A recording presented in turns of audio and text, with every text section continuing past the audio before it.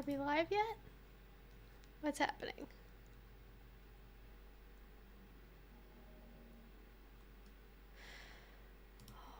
What are you doing,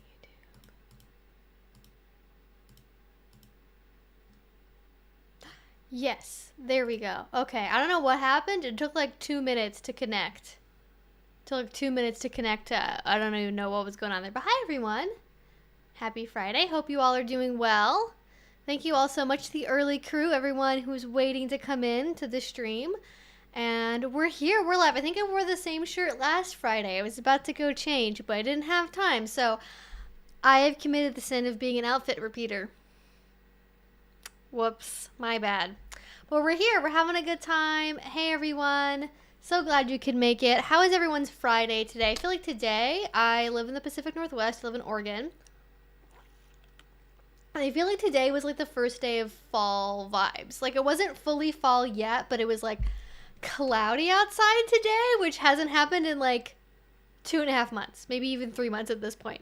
So I was very happy to see that it is back to kind of getting maybe into fall weather. For me, my personal opinion, the best time of year is like June to October. Like that part of the year is the best part of the year. I really like summer, and I like the summer transition into fall, but then when it gets to November, I'm like, don't really like the rain and the cold. Actually, can we just have like one or the other, please? Only cold or only rain, not both.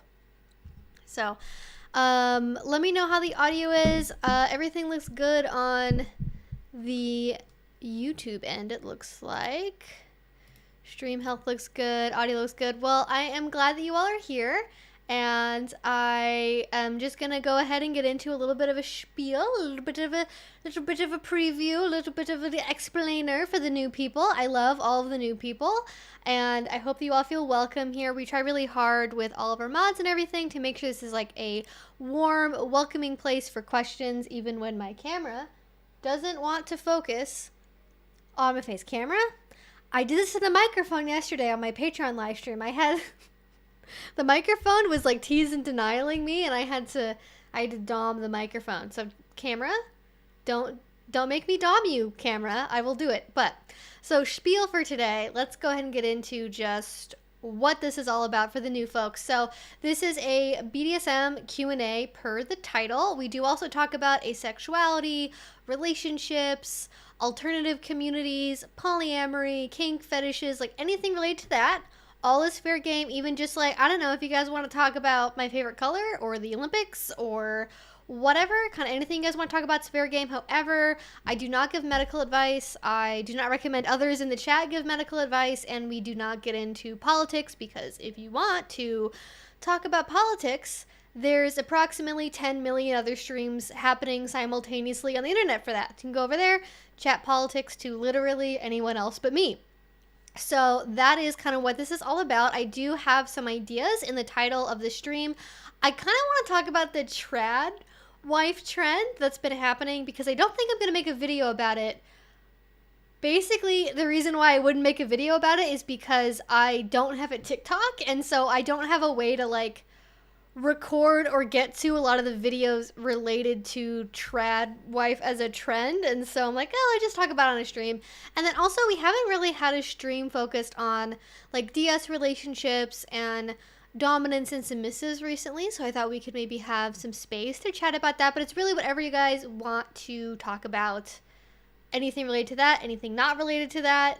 We kind of just go where the chat leads us, and we go in that direction. And sometimes I decide I'm going to rant and ramble, and we do that. In general, besides just, you know, what the stream is focused about, this is an 18 plus only stream because the nature of the topics we cover. So if you're not at least 18, please don't be here. It's for my safety, your safety, everyone's safety, just because it's not a great idea to mix adults and minors in a space talking about this when it's not a professional setting. So I recommend, if you know that you're a 14-year-old with a fetish for panties or whatever it is, that is when you should talk to a trusted adult and seek some kind of therapy or mental health advice to help you deal with whatever it is. I think you can be a teenager and educate yourself in general about BDSM, but I actually more recommend that people who are younger that are interested in this, that think, you know, when I'm older, I want to have a relationship like this, that is a really great time to focus on building your like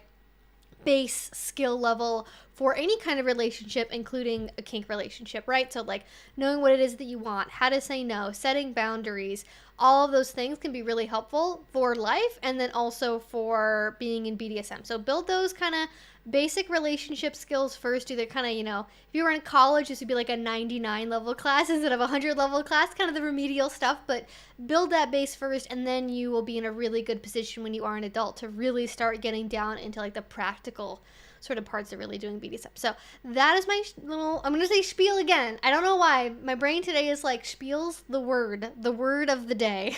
So that's why that rule is there. And then in general, we do have an FAQ down below. So if you are new here and you are just kind of like, what do I ask about? I have basic questions about BDSM. What books do you recommend? What movies should I watch?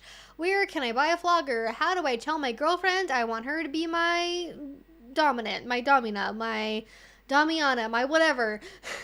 There's lots of words for female dominance, actually. You'd be surprised. But that is all in the FAQ down below, just because we have been doing these streams for years and years and years, and questions do pop up pretty regularly, so that's in the FAQ. However, besides that, I do go in the order of questions asked, and sometimes I will decide we haven't talked about something in a really long time, and I will give a needlessly long answer to a fairly basic question just when I feel like it. But don't be offended if I don't get to your question. I do go through in order. I do, as the czar of this stream, sometimes decide to just skip a question because I feel like it and don't want to get into it for some reason. So that is also something to be aware of and expecting, and we're just here to have fun. So just hang out, relax, have a fun time, and be nice to each other. Don't spam the chat. And if you ask the same question like 4 times in a row in 10 minutes, I won't answer it. So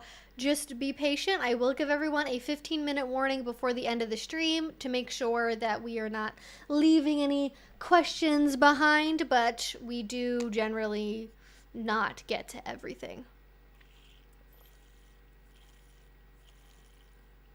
And stay hydrated. I'm very behind in my hydration today.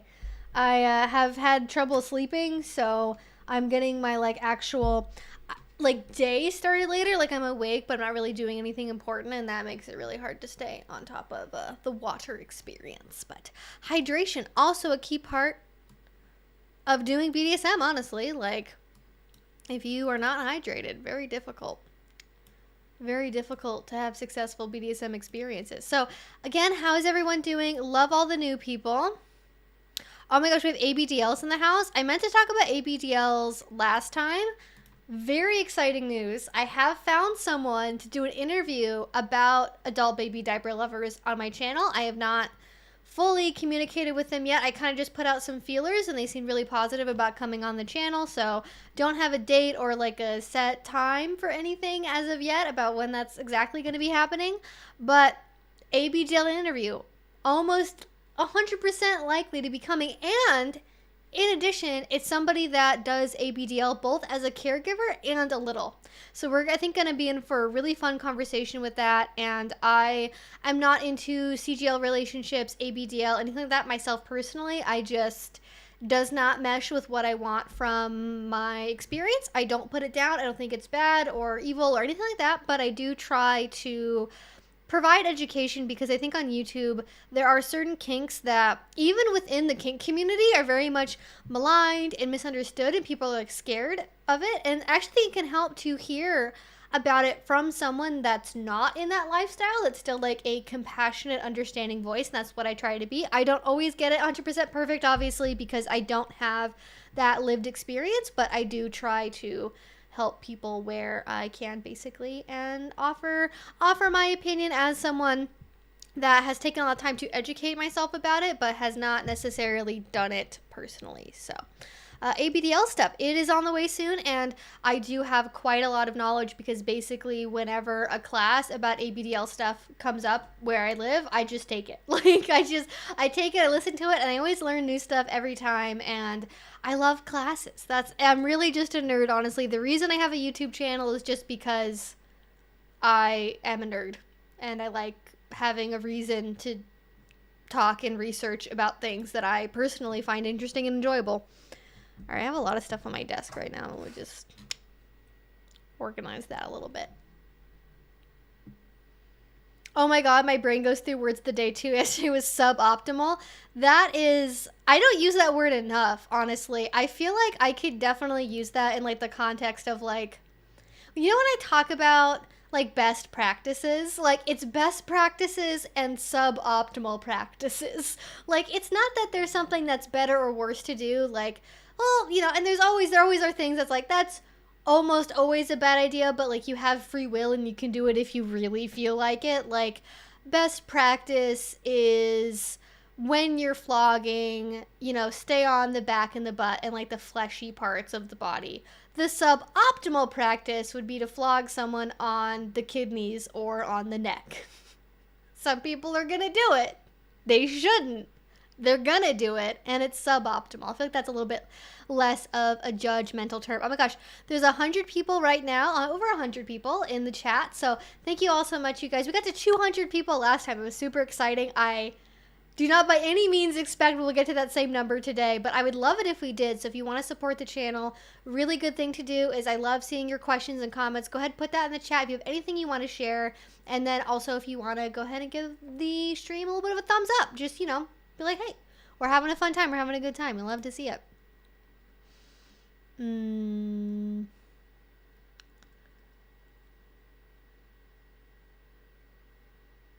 Hey, no worries. I know going through rough patches, being busy, just glad you're here. Just, you know, just hang out. Oh my, whoa, this is quite the first question. So, I will get into this. I will answer this question delicately. So, I think it's Christian says, how do I say this without kink shaming? What's the deal with race play and should it be a thing in BDSM? So I feel like should's a really hard word because like in an ideal world where I could, as czar of kink, just decide certain kinks exist or don't exist. And like either people do them or never do them, right? I would say that I would generally prefer a world in which that kind of play didn't exist, but I think as long as you're doing it between consenting adults, I think as a general concept, I think it's something that should be allowed to exist because, for example, someone I reference quite a lot is an author, an educator, a speaker named Milena Williams Haas, who is an African-American woman that is married to a very famous Austrian, I think it's an Austrian composer, and they have a very beautiful BDSM relationship. They've been together for a long time, and Milena has a very beautiful way of explaining the BDSM experience as someone who is a submissive and now a slave, and they engage in race play, and it's something that she finds very empowering to do. She finds it to be just a very, I don't want to speak on her behalf for exactly how she feels about it, but I've like heard her speak a lot. I've taken a lot of her classes. I've talked to her personally before, and you know, it's something that she almost uses it as a way to like confront racism, which is sort of an interesting concept. I think people think race play and they think of like, I don't know, Mandingo fantasies or like, I'm not even sure really, like maybe Nazi stuff, but then it's sort of like it's a separate thing as well. Like there are areas of it that I think are, like especially in porn, I think are very dehumanizing and degrading and probably aren't on the net whole good for society. But I think individual people doing it in private relationships or doing it, you know, in dungeon spaces where it's allowed and appropriate, I think there is room for that to exist, and just acknowledging that it's a very complex experience, because I know lots of African American women, Asian women that do enjoy race play on both sides of the slash. But I also know people of like, you know, that are Hispanic or Asian or African American or what have you that also really don't like race play and wish it didn't exist at all. So like there's a lot of complexity there, and as a white person I just feel like it shouldn't be my place necessarily to be like this entire category of BDSM that I'm not a part of should or shouldn't exist, because I think it is a really complex thing. But I think if you're doing it, you have to be very aware of what you're doing and definitely make sure that it's appropriate for the space that you're in if you're going to a dungeon, because a lot of places won't allow that, and just be sensitive and aware. Now, I'm not in general, to be clear, I am not pro like people like there was it Furious Buddha? I don't know if I'm like there's a guy in the rope community that, and there's a couple of these, there's like a weirdly high number of like bondage rope tops that are like okay with being overtly racist slash like yellow fever territory. And there's a difference between having a consensual relationship where you're playing at something with the intention of it being like a transformative experience or being empowering or like confronting darker sides of yourself that you're trying to deal with or things like that. That's very different from like just being a racist in everyday life and like wearing racist t-shirts to like BDSM parties or selling stuff that has racist slurs on it, or like, you know, I don't, or like you like owning a, I'm not saying anyone that I've mentioned like has done this, but like, you know, if you ran a rope company or something and then you like donated the profits to like a far right political group or something, I would not be comfortable supporting that or enabling that. But I just want to outline that those are like different things, because at least, and I know this is like a really complicated issue, like I think everyone that I know that I've talked to that engages in race play in like a consensual way in a relationship, like they're not personally racist and they're using it as a way to like, you know, like the way that Milena Williams Haas does it, it's almost like processing like everyday racism that she actually experiences in like a consensual way. Like it's very similar to, I think, when you have people that have experienced sexual assault. And I'm sorry that we're getting into a really heavy topic at the very beginning of the stream, but it's very similar, I think, to when people experience sexual assault and then they do scenes that involve like consensual non-consents or being under the influence or things like that in a consensual manner in order to like process that experience or gain power over it again, or just be able to have it happen in like a context where you actually have control over what's happening. Does that make sense? So it's very complicated. I'm just gonna keep saying it's very complicated, and I don't necessarily think I want to make any sort of like authoritative statements about like it's always good or it's always bad, because it is a very nuanced area that's worth delicacy, I would say. So that's that on that. Very, you know, just boop, knocking it out of the park with the first question there in terms of intensity level. Let's get into the next one.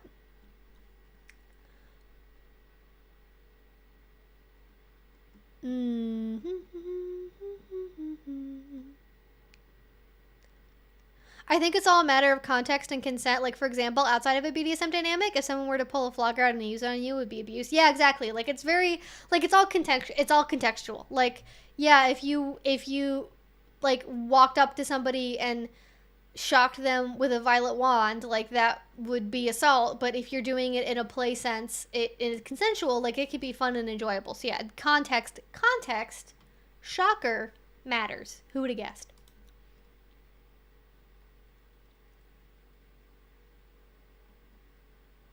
Hello from Wisconsin, new subscriber, fellow asexual, and also interested in kink. Well, hello, Nadia. Glad you can make it to the stream. Lots of asexual people here. I love it. I feel like we have a very diverse community when it comes to like the gender spectrum, the sexuality spectrum. I'm very proud of the fact that my subscriber base is like, it flips and flops between like 55% and 45% one gender or the other, just depending on like what subjects I'm talking about in a given month. And I love it. It's great. We love the diversity. And I myself am one of the asexual. So we could also talk about asexuality or like non-sexual BDSM if that's a subject that people want to get into. That is certainly a possibility.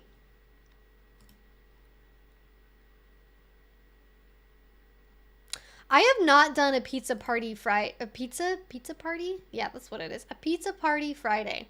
I have not done that before. I don't really get pizza because it's weirdly expensive. Like, I feel like pizza, at least in like sort of the 90s, like Daria era of television. Although I guess they used to usually buy single slices now that I think about it.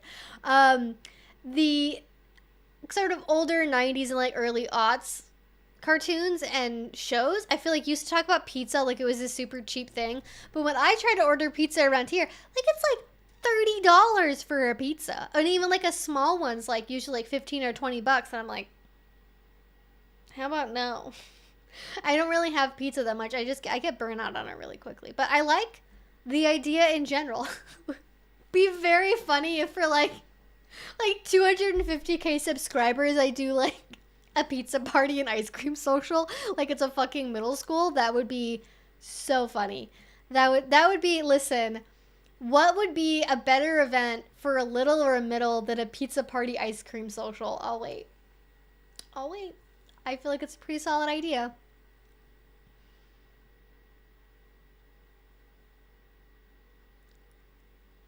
My sir and I have been in a DS relationship for a year. We have recently been talking about incorporating some CGL into the existing dynamic, but aren't really sure where to start. Any suggestions? So, I do have an interview on my channel that is from a couple of years ago. I think now this place, whenever the last Kink Fest was, and I want to say it was with Bree Burning. You might have to go to my interviews playlist on my channel. It'll be in there, and I know that we do talk about like having a DS relationship that has lots of different dynamics to it. Like you're a leather slave and you're a submissive who does service and you're a brat and you're a little and you're a pet, right?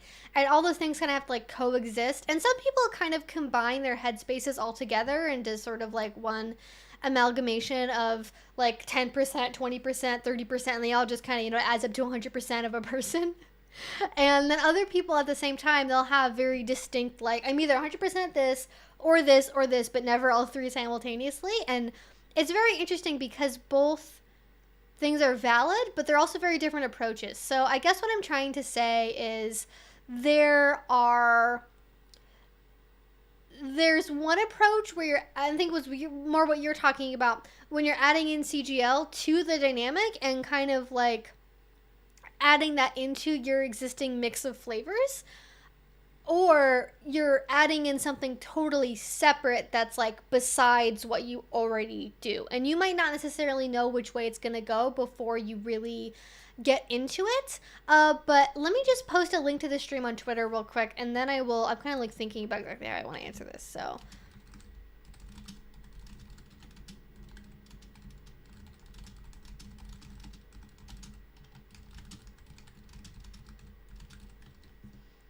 all right, link to the stream has been linkified. So I would say that if I was trying to incorporate like sort of a new flavor to a dynamic that was already there, like if I was trying to do the equivalent of putting caramel sauce on a scoop of vanilla ice cream, is sort of how I'm thinking about it. And that could just be because I want ice cream. Don't mind my food analogies, they happen quite often. What I would probably do is I would start adding in, I'm going to say little things. And I mean like little as in small, not as in like caregiver little. I realize that might be confusing if I use the other definition of the word little here. But I would probably add in, I'm feeling my audio is peaking. Let me just fix that a little bit. There we go. I would probably add in like tiny things you can do every day, or that you can kind of like use as a signal you're like more in the mood of feeling like a caregiver little dynamic. Like you might call your partner nanny or mommy or daddy, or like whatever other title or word, like how your little side thinks about your dominant partner, maybe kind of using that as like a different term of affection in the relationship. And likewise, they might call you baby, angel, sweetheart, little one, something that's like a different pet name that represents your little side. You can also try doing like CGL informed activities with each other, like sort of in a shared space. Something that I really love doing is, and I don't really know exactly what you're into, so this might not work for you, but I really like, for example, especially if you live together, you spend like a lot of weekend time together or just downtime in general. If you like watching movies together, or you like watching, you know, shows or playing video games together on the couch or something, incorporate like maybe some like light bondage or something, maybe some cuffs or like a blindfold or a gag or something you can wear comfortably for a longer period of time, and then have that on while you're doing that activity. Sort of like two different approaches that you can kind of make this more little with.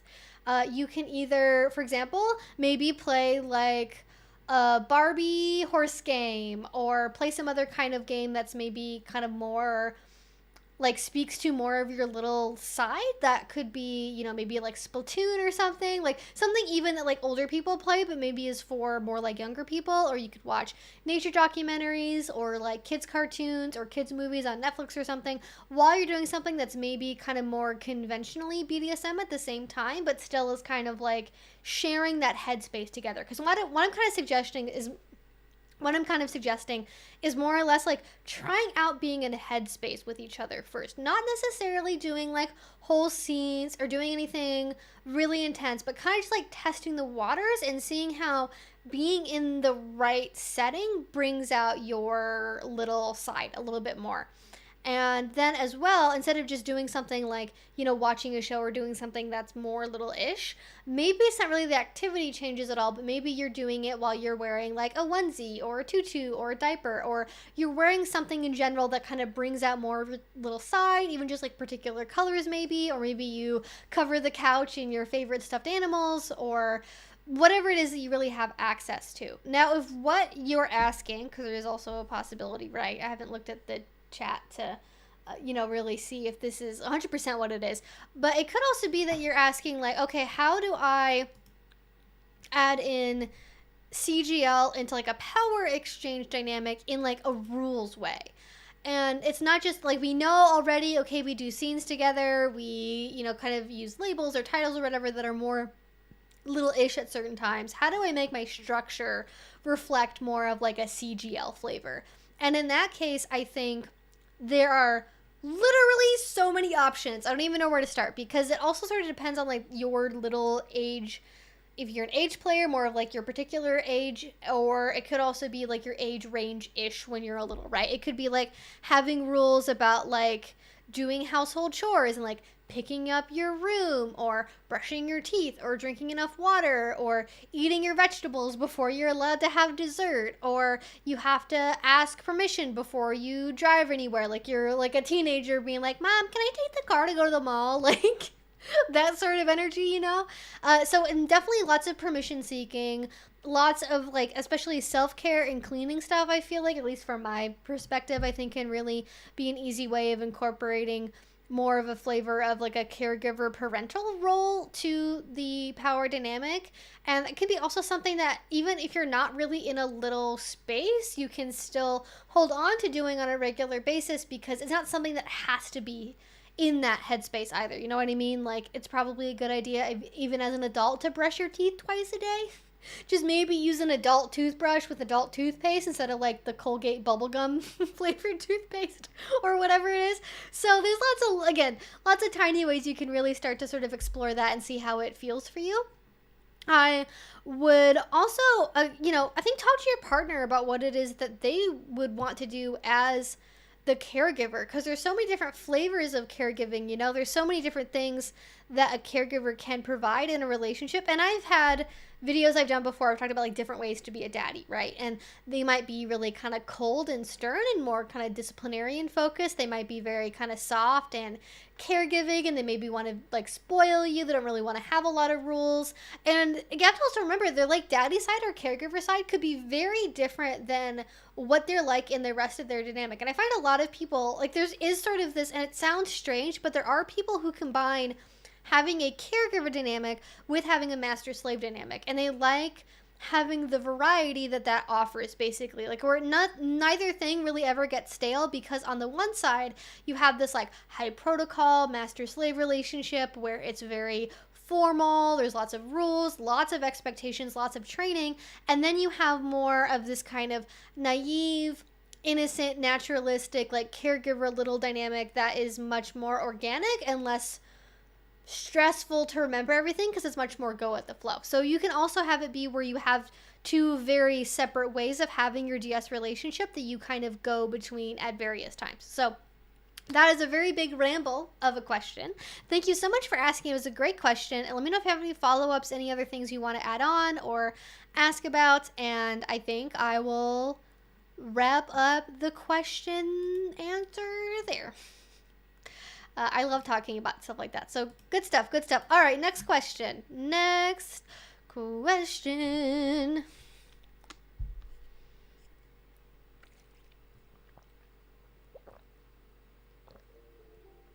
Oh, thank you so much. Nathan donated $10. Advice on approaching somebody in a scene that you are interested in a platonic, squish kind of way? Okay, great question. So, by the way, guys, you want to make sure I answer your question. Super chats are down below, either with a $sign through YouTube, or you can also go through Streamlabs and it will read out the question for you and then show us a very cute little doggo. So, how would you recommend approaching someone in a platonic, squish kind of a way? Do you want to play with them? Do you want to play with them in like a platonic squish kind of a way? Because there's just like, I want to be your friend and just be BDSM kink friends and just swap stories and support each other but never play together. And then there's, I want to do BDSM with you, but also I'm not like romantically or sexually into you. I just like the idea of doing fun things together because you seem cool and BDSM is a fun thing to do together. So depending on which one of those two things it is, I do recommend talking to people in person, because if you try to talk to them over like FetLife or even Discord and stuff, people are busy, they don't check their messages. It's really easy to like get ignored, or not even like get ignored, but like people just don't even think to look. Like I know a lot of people that just do not ever check their FetLife messages. Like they just are like, I don't want to, they hear no evil, see no evil. Like they have sort of that mentality about FetLife where unless they have to be on there and they're looking for something themselves, like a class or a party or something, they're just not going to do anything. So I would not recommend, unless you know them online already and you've kind of been talking, I would not recommend primarily approaching someone over the internet, like via a private message if possible. But if you do see them in person, like at a munch or at a dungeon or something, this is crazy. And I know no one's going to do this because I keep suggesting it and it never happens. But I think it's a really good idea to just go up to people, say something nice, and have a conversation with them. And then at some point, get to the particular premise of the thing that you want. Either you seem really cool, would you like to play together sometime? Or you seem really cool, do you want to like swap Discord handles or whatever and we can chat? Like whatever your goal is. So I would just be either, I think it's easier actually at a munch, and I'm thinking about it, it's easier if you're at a munch and you're with like a group of people and you can be like in a conversation together as a group, because I think people find that less intimidating than talking to people maybe one-on-one necessarily. But if you are talking one-on-one with someone, like just, you know, be like, wave, be friendly, say like, oh hey, it's good to see you around again, hey, I love that shirt, where'd you get it? Of course I'm giving very like femme advice on like how to talk to people, so if you're like a mask person or if you're it feels like if this is like a male friendship type thing, Lord, I don't know how to help you, but this is what I would do is, you know, compliment them on like something. Like generally I recommend like complimenting somebody on something that is not like a physical feature. Like I feel like it's much, people take it, this is my asexual understanding of things, but people generally take it, if you don't mean it in a flirty way, I think people generally take, you know, complimenting, you can compliment a hairstyle. This is one thing. You can compliment like, oh wow, your like little hair doodads look really cool or whatever. That's different than being like, wow, your like eyes are so beautiful, or like, I love your hair or something, because you know, unless it's like a complicated dye job or like a fancy hairstyle that's like obviously something they put a lot of work into, I just find that people tend to like interpret physical compliments as being more flirtatious as opposed to like, hey, whoa, I totally love that band too, or that collar looks awesome, where'd you get it, or like those shoes like really compliment your skirt or whatever. I find that people tend to be very receptive towards that and like to talk about things that they have and how they got them and where they're from, and maybe that's just my experience, maybe it's not, but find a way to strike up a conversation and, you know, just have a friendly fun time with them, and then, you know, have a little bit of witty banter, ask them questions. Don't try to talk about yourself too much because you might come off like blowhard who just wants to talk about themselves, which is not the angle that you want to go for. And then, you know, if you get to the end of the event or the end of the time you guys want to talk or something, or they gotta go, hey, I got a scene, I gotta go, whatever, be like, oh, hey, it was really nice to talk to you, like, what's your fet life, or do you use Discord, or like, do you have a phone number, or something like that. Or if you do want to play with them and you mean that you want to like platonically do something with them in a BDSM way, then you can say like, hey, you seem really cool, would you want to play together sometime? No pressure. Don't make it like, this is the mistake people make. People think this is like an anime love confession type scenario where it's like it's been building up for the whole season and the whole show, and at the very end you go, this whole big show where it's like, I've been meaning to tell you for a long time, I have really intense feelings for you, I've always wanted to do blah blah blah blah blah. No, not the way to do it. Don't overwhelm someone. Don't like put too much pressure on them to give a particular answer. Just casually be like, hey, you seem cool, do you want to do something together sometime? I swear to God, every single successful BDSM interaction I've had or relationship I've had has started that way. So that is what I would do, and just don't put too much pressure on it, I guess. Don't feel too worried. Like, most people don't have enough friends. Most people don't have enough friends. They don't get enough social interaction, and they will be flattered, generally speaking, that you want to interact with them. Okay, we have another super chat here from Andrew J. Brown Comics. I wanted to start my own regular munch in my home city. I live like 30 minutes away from Seattle. Any pointers on getting one going and how to keep everything running safe and properly? Okay, so like 30 minutes around Seattle. I think there's, that would be either like Everett or like Tacoma. Or I guess possibly like Bellevue, Snohomish area? I don't know. I used to live in Seattle, so I'm very familiar. Very familiar with that part of the woods. There used to be a lot of munches in Seattle proper. Like, even if you were really far north, like maybe you were in like Linwood or Everett or somewhere, or you were like in Tacoma, like you could definitely go to munches in like sort of the outskirts of Seattle pretty easily. I think the hardest part of doing a munch is finding a venue.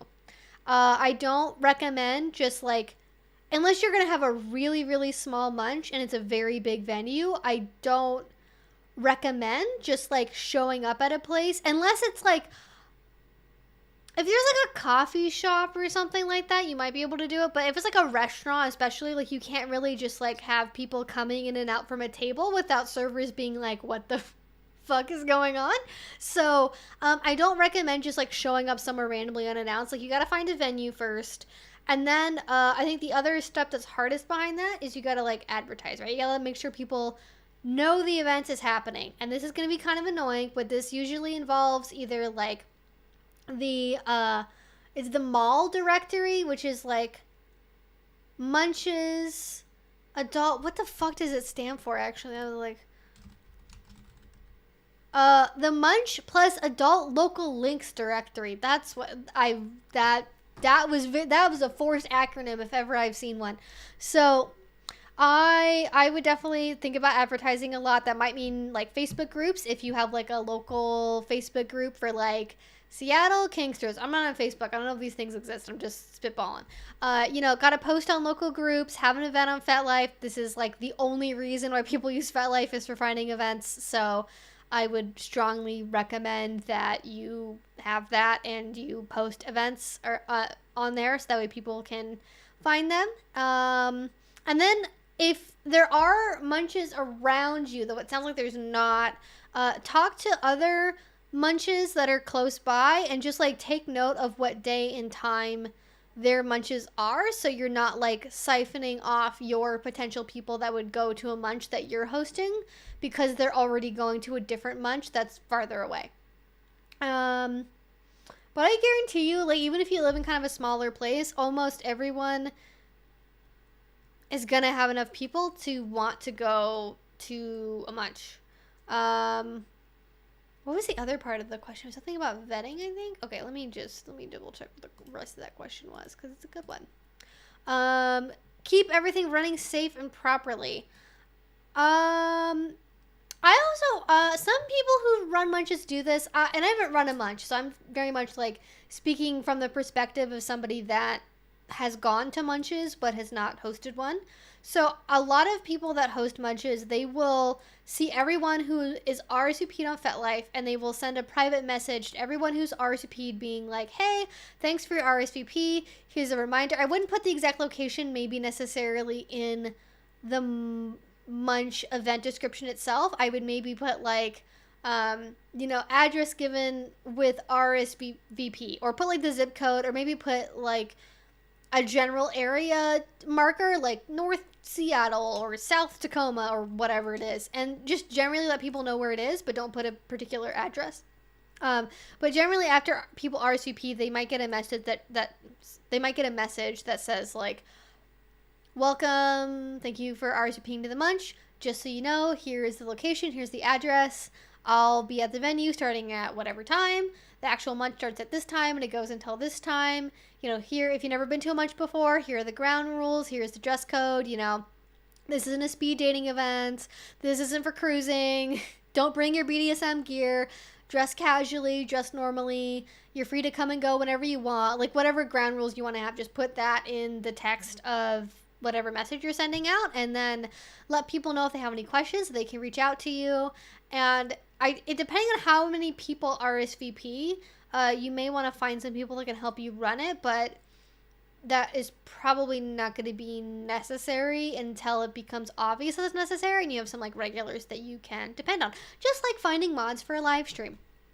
So I think as long as you're really clear about the base rules ahead of time and you don't put the address in the actual event itself and you wait until you send a message, basically you got to make the barrier to entry like lower than just the ground floor. You got to make people do a little bit of work to be able to find out where the munch is and like what the rules are before they show up. Other places do use munches as like a vetting tool to be allowed to go to other parties, so they might be more strict. But I think if you're just doing like a regular, just to have fun munch, it shouldn't be a problem.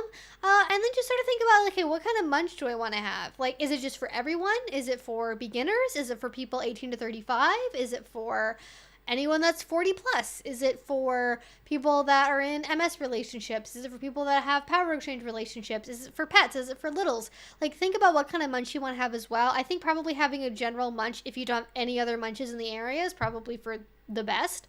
But you might also decide you want to tailor it down as well and just kind of work with particular people. And I think that's probably everything you would need to know as like a basic thing. I don't really know anyone that's had to like kick anyone out of a munch before, so I'm not really sure how to handle that, but that is one of the reasons why it's good to let other people know, or let the venue know especially, that a munch is happening. So if you do have to like kick someone out, like the staff from the restaurant aren't confused about what's happening, and they can also assist you with like kicking somebody out if possible. Coffee shops are usually really good to look at, or any kind of cafe. Anything that's kind of casual, they'll have like group seating, but also kind of have like a little bit of like louder ambiance is good.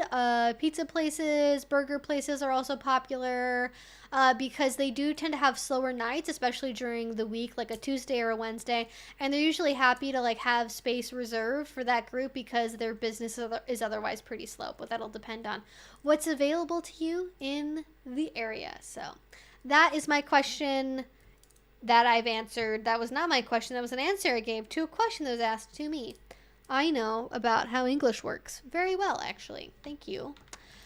So thanks for the question. Hopefully that helped, and best of luck organizing your munch. We all could use more munches, I think. I have not been to a munch in a very long time because there's not really any around here, actually. There are a couple that used to happen, but basically there's only one that happens around here now that's like in 45 minutes of driving, and it's like at a bar. So, not really my scene.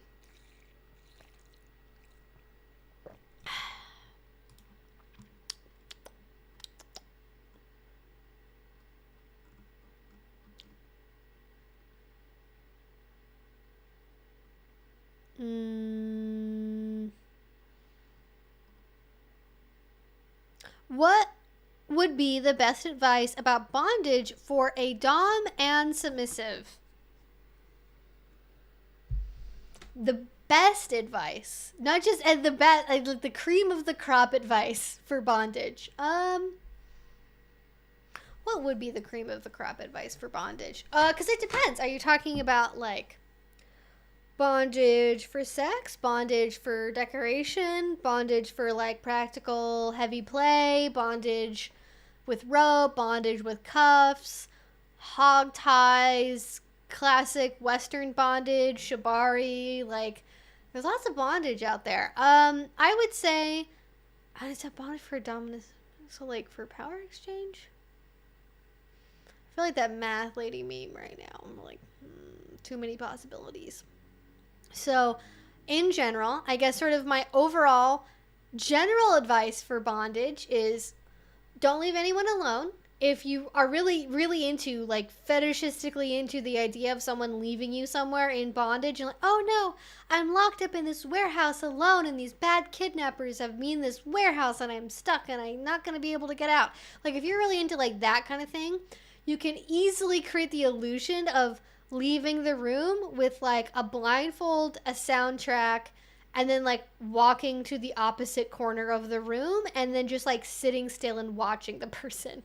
Always have safety shears on hand. I recommend keeping a phone or some other kind of way of contacting emergency contacts or the police or whatever very quick at hand. I know not all like handheld voice activated, what's the general term for like the Alexas and Echo Dots, and like, you know, like that sort of thing, and Google Home and like Siri, like whatever those like voice activated assistants or like whatever they are.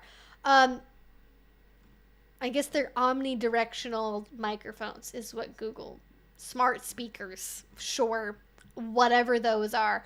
Not all of those that are voice activated will be able to contact emergency services, but I think some of them do.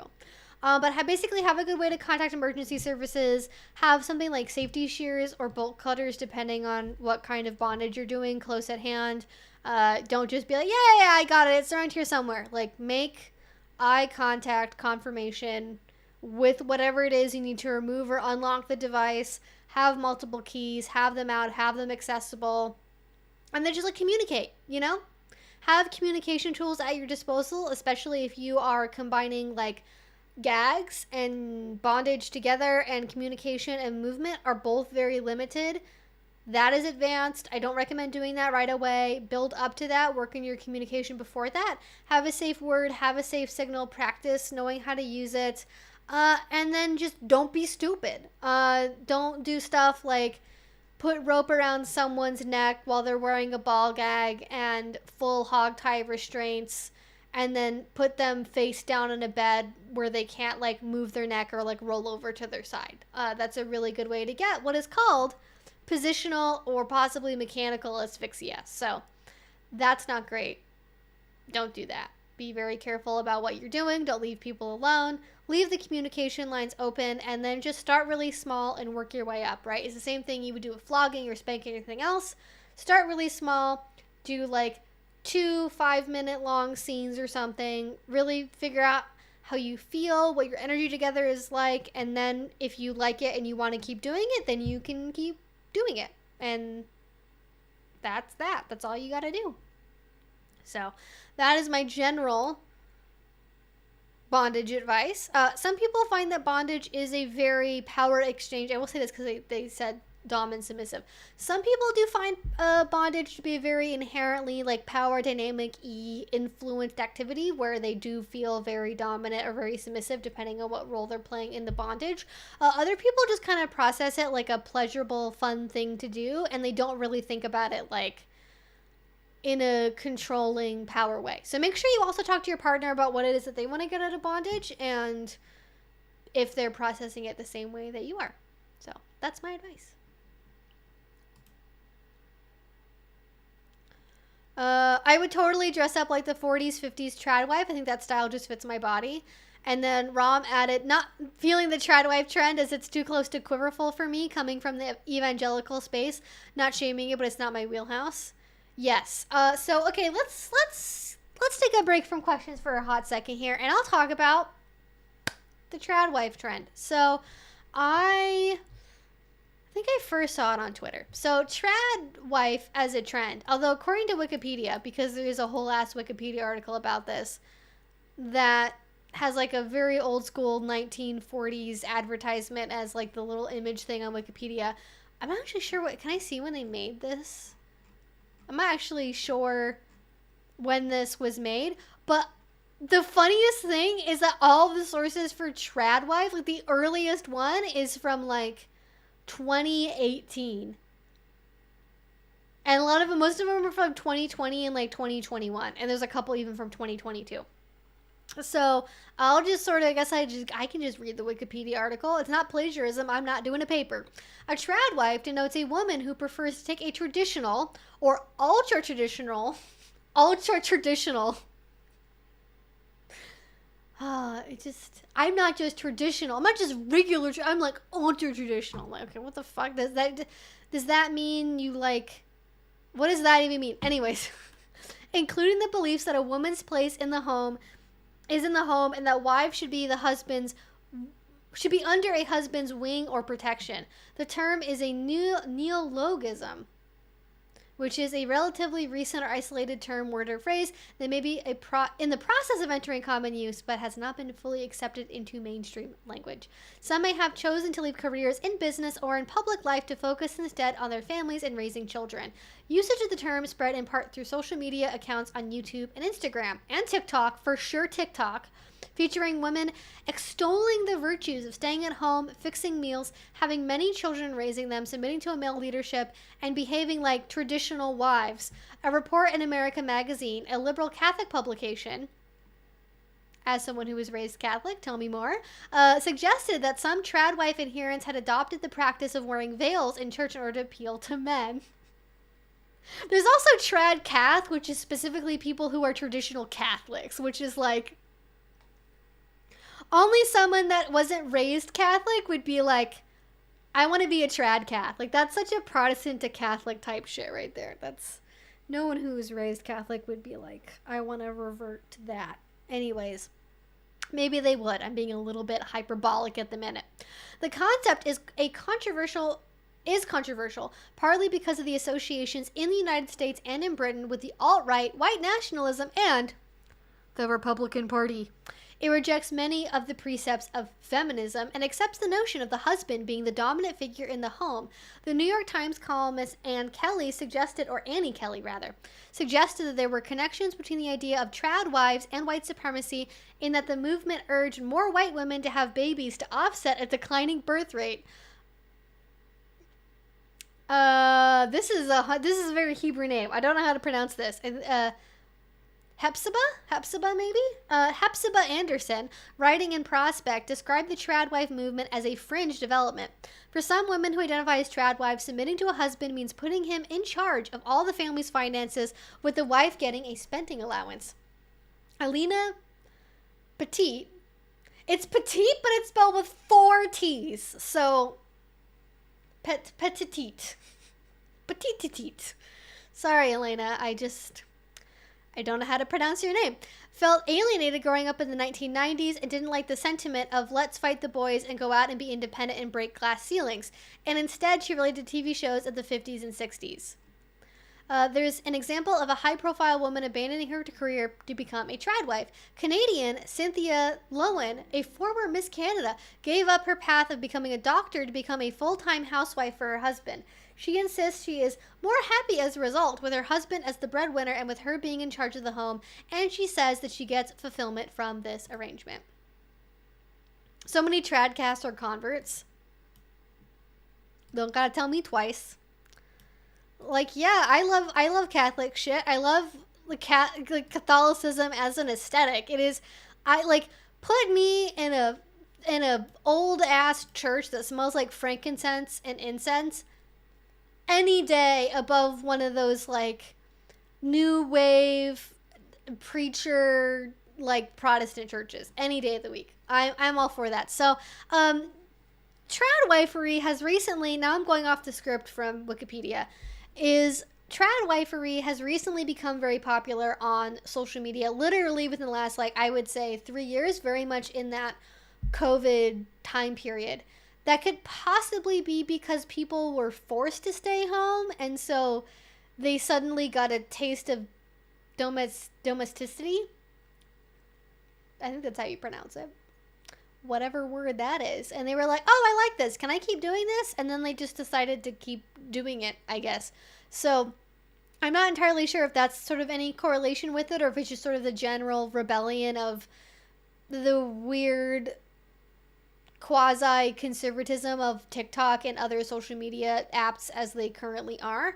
But a lot of people have suddenly found it very appealing to be like, and I noticed this, the reason I'm bringing this up is because when I search on YouTube for either dominant or submissive, right? And I'm trying to find stuff related to like power exchange or like dominant submissive relationships or whatever you want to call it, I get nothing but preachers and alt-right people and manosphere types being like, why women are truly submissive, like why women want to submit to an alpha male, like why a trad wife is the best submissive, blah blah blah. Like they just have completely like flooded everything on BDSM or anything that could be about BDSM on YouTube with using that same terminology, and just it's impossible if you're searching for newer videos to find anything about like a consensual power dynamic.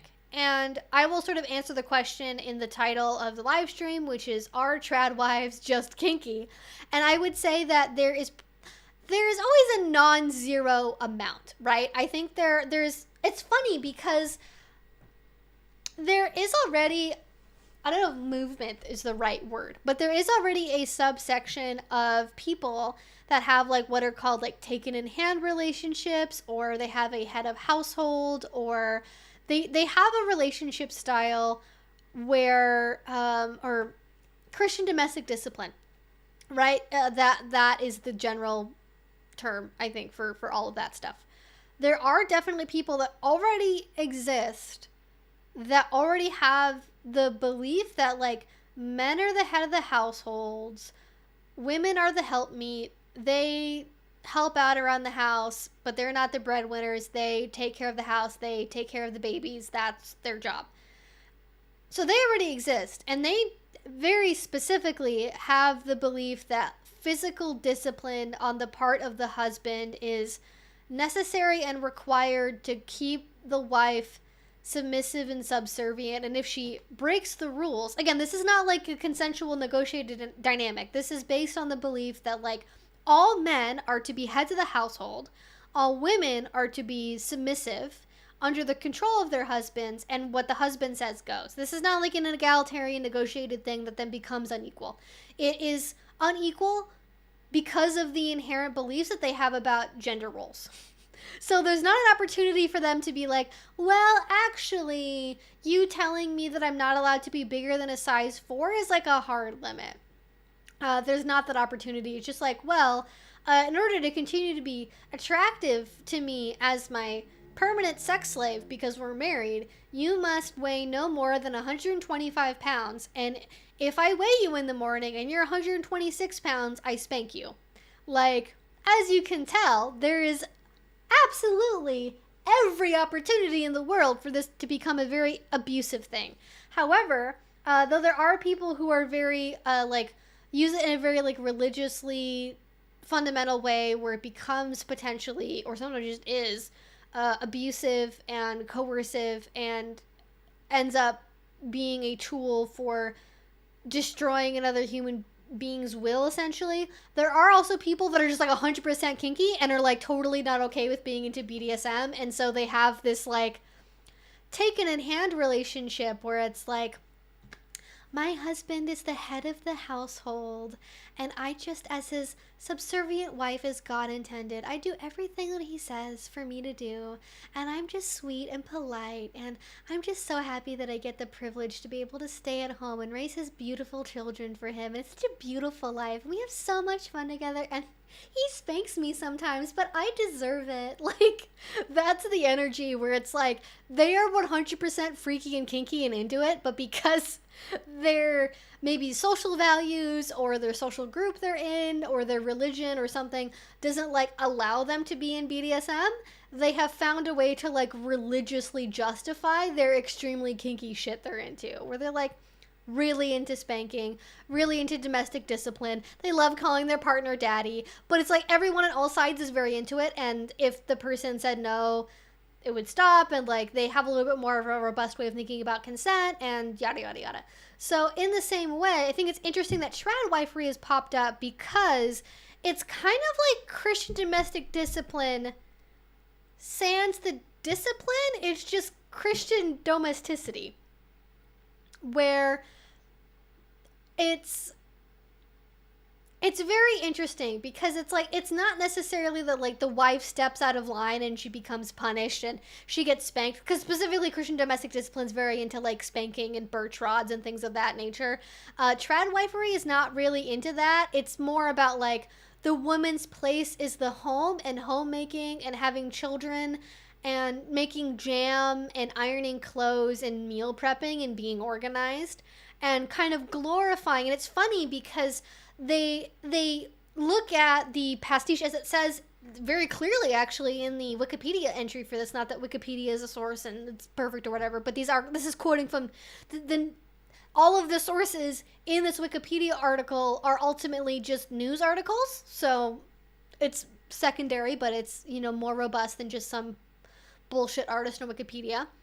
But a lot of people that are into this say that they relate more to like the TV of like the 50s, the advertisements of the 40s.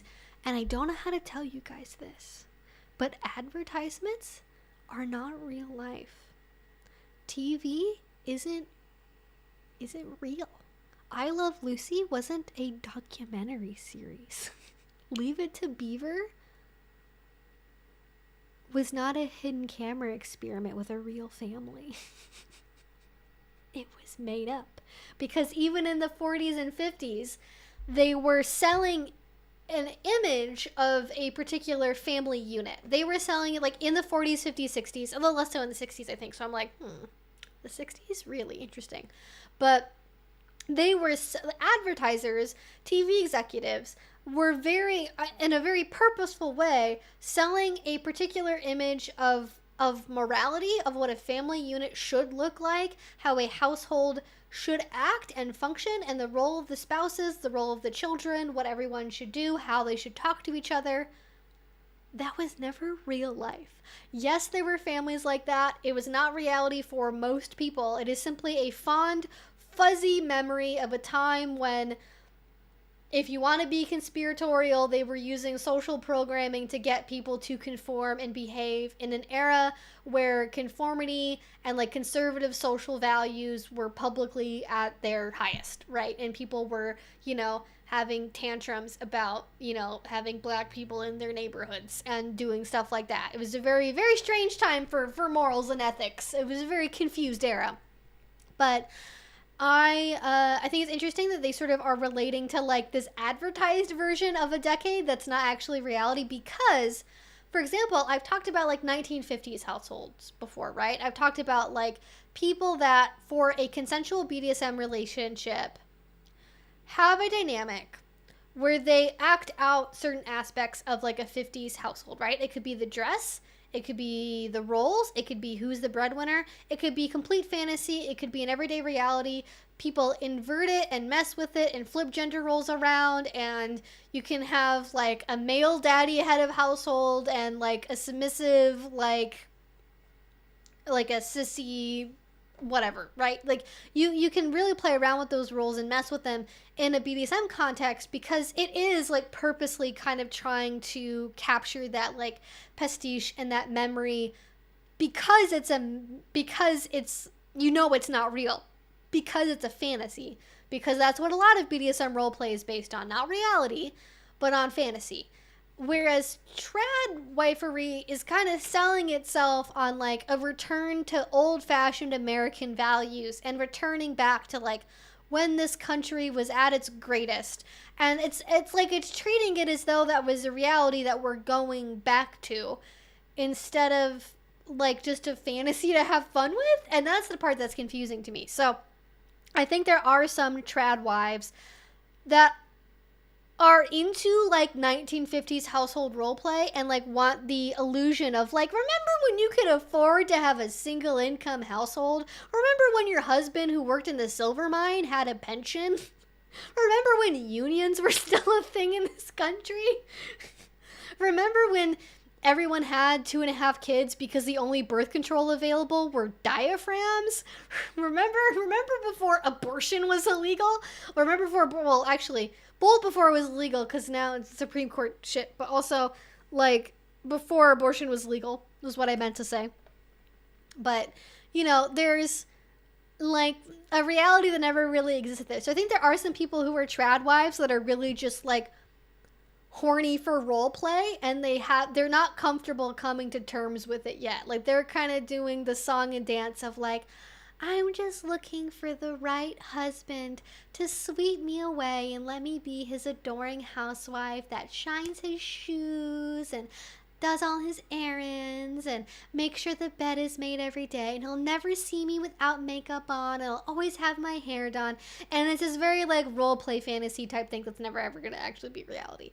But they don't seem to want to come to terms with it yet, and they're just horny. They're horny and lonely.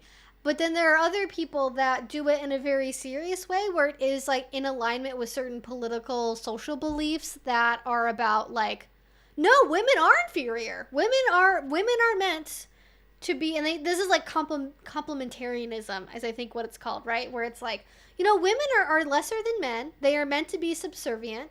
All women are meant to be the second rung on the ladder. Their only domain should be taking care of children and running a house. All men are meant to be leaders and providers and alpha male dominants that run a household and make big buku bucks at the investment firm or selling insurance or whatever the fuck 1950s dads were supposed to have done. Working in the aeronautics industry, selling government bonds. I don't know. Whatever it is that masculine men of the 50s did.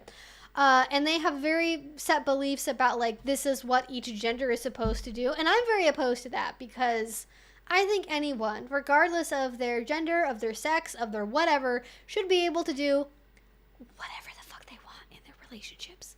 I think that if you are a submissive cis man, that should be fine. If you're a dominant cis woman, that should be fine. If you are a switchy, genderqueer, whatever, that's also perfectly fine. I don't get why it's anybody's goddamn business what is going on in other people's relationships, as long as they don't involve like supporting a social movement where they want to enforce all of this and everyone ever. I think there is an interesting element in here though, and I'll get to the comments in a minute, I promise. I'm just like, I have a lot of thoughts.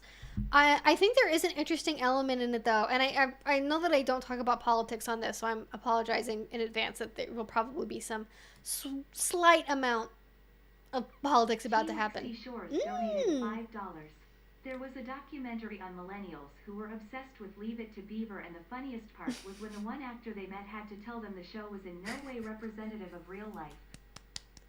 You'll love to see it. You'll love to see it. That's great. Leave It to Beaver is not a documentary, in case anyone was confused about that. I mean, listen, some people are. Some people are. It happens. So, what I was going to say is that what the fuck was I gonna say? Oh yes, the slight political take incoming. And this is why I'm not gonna make a video about this, is because I don't want to attract this side of YouTube. But I think there is a part of it that is nostalgic for a period of life when, if you were a white person, was a really great time. For some people, at least, if you were like middle class and such. But I will read out the super chat first. Hey Evie, just wanted to know your thoughts on scenes/mental health issues. I've been having panic attacks and worried about having a scene. Okay, I will wrap up this thought that I'm on right now, and then I will get to that question. So I keep losing it. I have to pause, and then I lose exactly what it is. I want to be delicate with the way that I say this. So I think there are people that are very nostalgic for a time period when they, in their memory, believe that things were like easier, right? You know, they don't necessarily know the reasons why it was easier. You know, as a post-war boom following a depression and really long years of struggle. There was a ton of growth in the economy. There were still unions and pensions. It was, you know, like there was a lot of stuff happening in terms of like, oh, you could still have a single family income. You know, the husband and the wife both didn't need to work. It could just be the husband, and you could still own a home and raise a family and be independent and like away from your parents and your parents' support, and would be expected to be by the time you were like in your 20s, maybe your very early 30s, you know, if not earlier than that. Whereas now, the reality, especially for, I think, as Twixie Shores mentioned with, you know, millennials being obsessed with Leave It to Beaver, that is not really a reality for most people. Like, even if you're not really living in a big city, even if you're living, you know, just somewhere in, you know, I'm trying to think, somewhere in Colorado, right? Anywhere, right? Or Utah or something. Somewhere where it's not even really that, like, densely populated, or it wouldn't be considered, like, it's not like New York, it's not San Francisco, like, it's not what's generally considered to be, like, a hot market where it's always expensive to buy a house because of the location and the general average income of the area that it's in. Basically, no matter where you live, it is increasingly difficult to find well-paying, long-term work. It's difficult to be able to save for retirement. It's difficult to be able to have job security because there's less like union protection. There's less like other things that make that possible. There's the constant threat of automation. You have to have a higher starting point with your skill set, right? You can't just be like a high school graduate that like walks in the door with a resume and says, "Hello, sir, I'm looking for a job. Here's my resume," blah, blah, blah. You can't just do that anymore. You can't just walk in, hand some guy a resume, and he says, "Hey, kid, I like your chutzpah. You got a job. Come back tomorrow. Here's a uniform." Like, that doesn't happen anymore. It's not a thing. So, it's much harder to get your foot in the door for a career. It takes longer to get started because most places expect you to have an associate's degree, usually a bachelor's degree at the very, very least. And it's just harder. It's like people are not able to afford to stop renting. They are not able to afford to buy a home. They're not able to afford to go to school. They're not able to afford to pay off. They can't afford to pay off their student loans. Like, they're stuck in debt for forever. And so it's really, really hard for people to get to a place where they can move on to like the next step of their lives. They can move on to being in an independent adulthood space where they can settle down and have kids and have that security. And I think though it leads to bad places, I think there is this intention to sort of, you know, fantasize about how could I make a relationship where I can have what my parents had and how to have a better life than just permanently every month for the rest of my life paying $2,000 a month, paying half of my income every month for a fucking apartment in a place I'll never own. Every month I'm pissing away half of my income in something that'll never be mine, that I can't paint, that I can't decorate, I can't have kids because I'll never be able to afford it. Like, that can be very existential very quickly on top of everything else that's been going on for the last couple of years. And I think a lot of people are just looking for an escape and a promise of something better. And for some people, they get radical, right? They go backwards and they go, we need to have radical change in this country and revert to traditionalism. And, you know, the whole reason all this has happened is because there's too many women in the workforce, and women need to go back to the homes and have kids and leave the jobs for the men and blah, blah, blah, blah, blah. And yeah, so I don't think Tradwife is primarily a kink. I think some of them are very kinky and just are like, they're just into calling their partner daddy, and they're gonna be weird in their own private lives. And trust me, there's a lot of horny tradwives out there that are like, well, it's the job of the wife to please the husband sexually. That's why God made us to be his helpmeet. And it's like, okay, Rebecca. All right. Her name is Rebecca. That's what I decided. But let's get back to the other questions. Let me just pull it up and read it out loud again here. Hey, Evie, just wanted to know your thoughts about scenes/mental health issues. I've been having panic attacks and worried about having a scene. So I know a little bit about panic attacks and anxiety attacks. I don't personally have them. I have friends and family members that have both panic attacks and anxiety attacks, so I'm familiar with them in a general capacity, but not in like an intimate personal way where I like understand what it's like to feel one coming on or understand like how that gets triggered. Like, so anyways, I'm just trying to preface what my sort of experience level with this is. And I know a little bit about this chatter, so I feel a little bit more comfortable giving an answer here than maybe with a complete stranger on the internet that I don't really know into their background. But having a consistent partner and having like a safe place that's yours, like playing in your home or something, I think does make it more possible to play, even dealing with something like a panic disorder. But it depends on like what's triggering the panic attacks. Like, if BDSM is triggering the panic attacks, then that's probably not a great idea. But if it's, like, something completely unrelated that's outside of that, then I think you can work around that. But it depends on how close to... If you guys can hear anything, I'm playing with a bracelet. So, I like to fiddle while I think about stuff. So,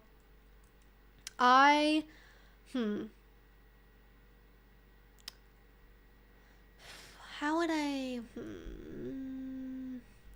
think there's a way to approach this. Or maybe I'm going to wait and see if maybe you've put like more information in the chat. Maybe because it's not really clear from the phrasing if it's like you've been having panic attacks during scenes. My only experience involving a panic attack during a BDSM scene was at a house party I was at, where somebody who didn't tell their brand new play partner that they had a panic disorder had a panic attack mid-scene and then ran out into the street naked screaming, which caused the neighbors to call the police.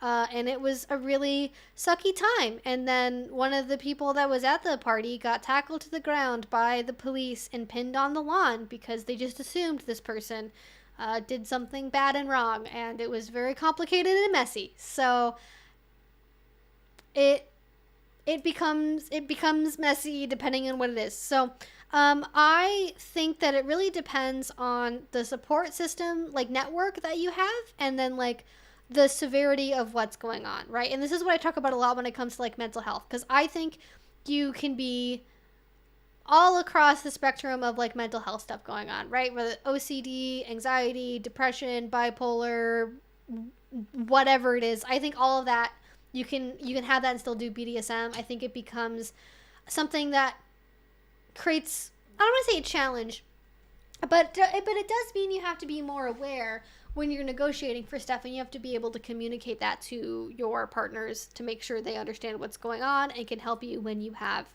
struggles. But I think what really makes a difference is, what is your support network like, right? Like, are you on medication? Is that like a new medication? Is it well managed? Like, does it give you weird side effects? Do you not know how to handle it yet? Do you not know exactly what all the side effects are yet? You know, are you seeing a therapist? Are you in therapy? Have you ever had therapy? Are they helping you deal with the panic attacks? Do you have set things in place for like coping mechanisms and skills that are sort of in your back pocket, so that way you can know what to do and you can have stuff to draw on in the moment? Or is it like, I don't really know what to do at all and it's really overwhelming and scary and new? So how's Banjo doing? Her name's Bandit and she's not currently in the room, so status is unknown, but probably happy with whatever it is she's doing. So I think it sort of depends on kind of what your support system is, because if you don't have anything in place and you don't really have any good coping skills, if you don't really know how to help yourself with the panic attacks, if you're not really sure what's bringing them on, if they're particularly caused by BDSM scenes, I would be very cautious about just like leaping into BDSM, and I would work about like building on that groundwork first. I'm gonna scroll the bottom here, so I apologize. I may miss some questions. I just want to make sure I'm not missing any follow-up things. I don't see any follow-up information. So, does sudden exercise help with a panic? Okay, wait. I want to see. Can I like scroll and like... I'm trying to make sure I haven't missed any. This is just like such a complicated thing. I feel like I need more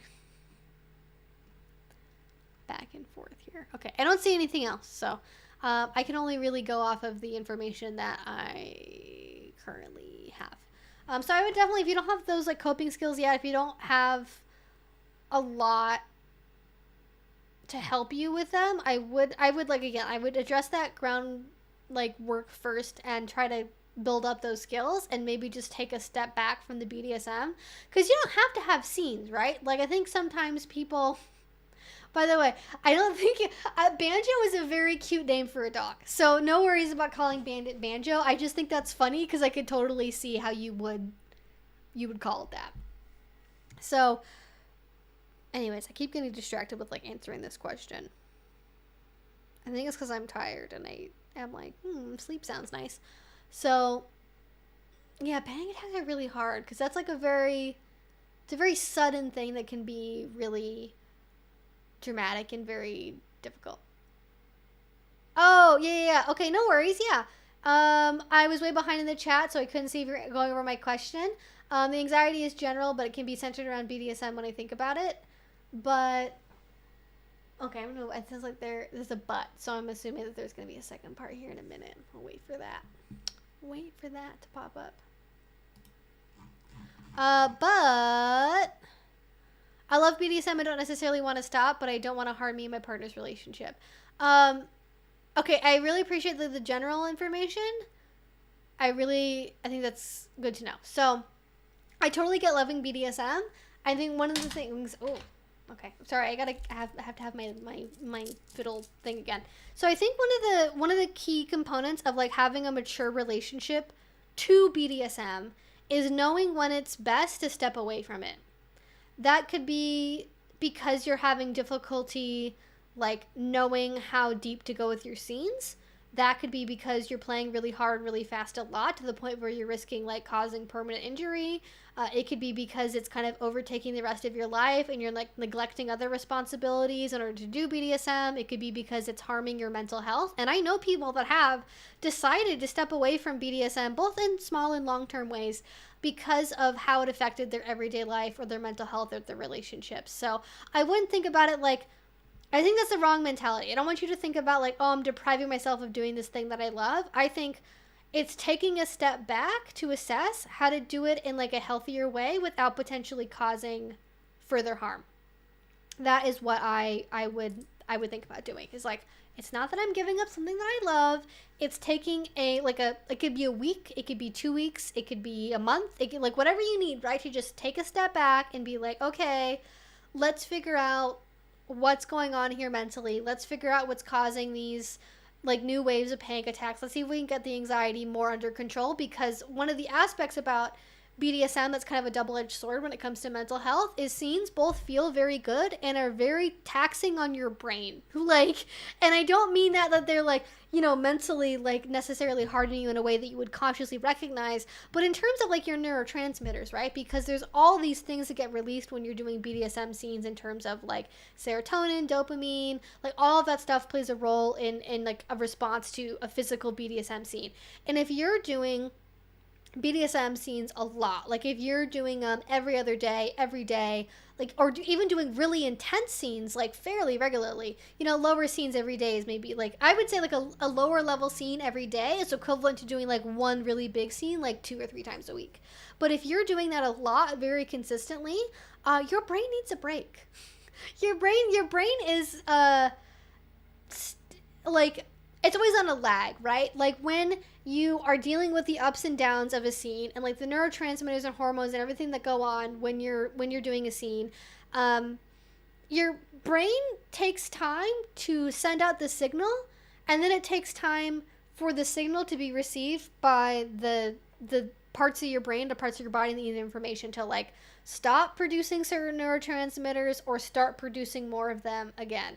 And so if, you know, your brain cycle is kind of like this, but if you're cutting it out here and then doing this and then doing this and then like, do you see how it keeps like you're constantly elevating without getting back to baseline? So basically what I'm advising you to do is figure out a way to get back to your baseline, because it could just be that you're maybe playing a little bit too intensely or too frequently in a way your brain hasn't fully acclimated to yet, and you just need to take a brain reset to kind of get everything back to what your normal is, because that is one of the things that can absolutely be a factor with anxiety, is like your norepinephrine levels, right? Like that's something that directly contributes to anxiety and is directly a part of most people's neurologic response to doing a BDSM scene.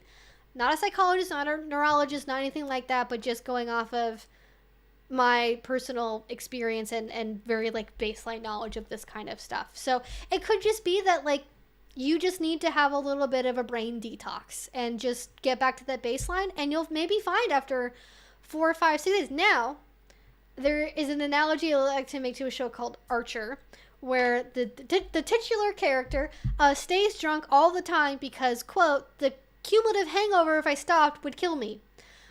Your brain does need time to come back down, and it can feel really crappy to do that. It can feel bad to not have that kind of constant up of like really intense DS dynamic or intense scenes, and so you might feel really shitty and bad. It might temporarily feel worse, but that's, again, it's about that lag time of your like neurotransmitter response and your hormone response to things. Like you have to give your body a chance to catch up and regulate itself, and if you're not allowing it to do that, you're never going to get back to baseline.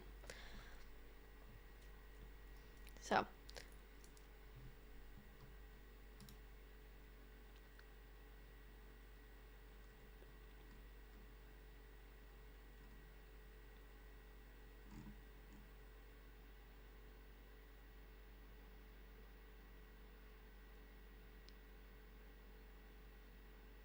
yeah, that's my thoughts too. Take a step back, work on the mental stuff, not taking you forever break, but just for now. But thanks for your thoughts.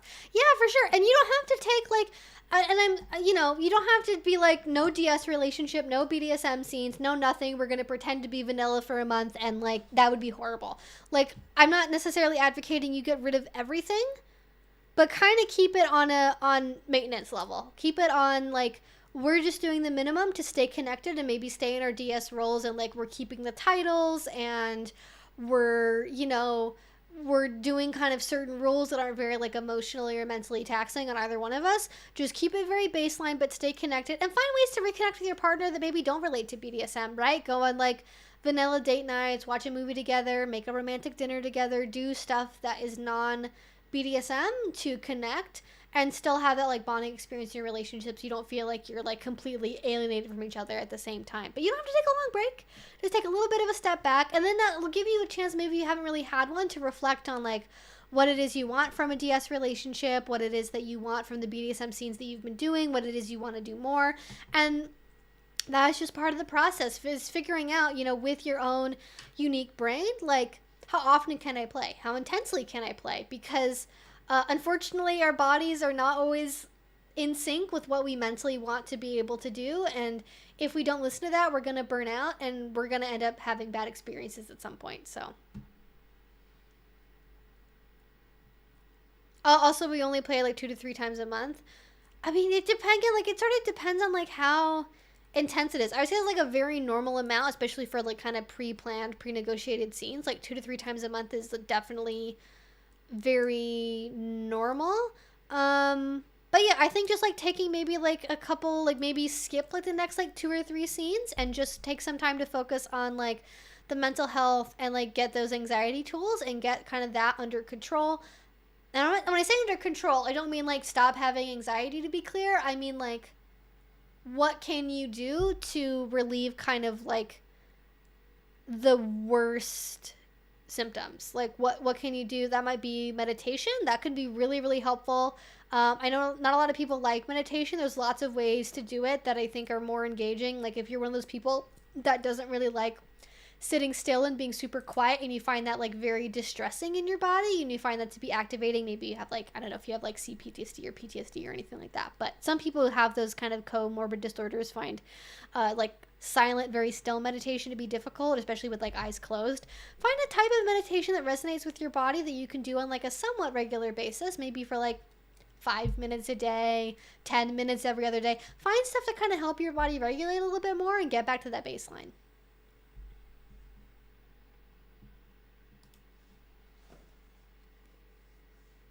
But thank you so much for asking. I really, really hope that was able to help in some way. And if I can find any like particular resources about this, I will send you links. So give me some time after stream and I'll kind of like look into this a little bit more, because I'm 100% sure that people on like r/BDSM community or probably on blogs and stuff even have talked about this. So yeah. All right. Oh my gosh. We only have half an hour left. So what do I do? Guys, what do I do? I only have half an hour left. I take too long to answer questions. This is why I do videos. Yes, DBT, like distress tolerance skills, can be very helpful. People think that DBT is just for like borderline personality disorder, but it's specifically like distress tolerance skills are very good for people that are dealing with like OCD or anxiety or panic disorders and things like that as well. Very helpful.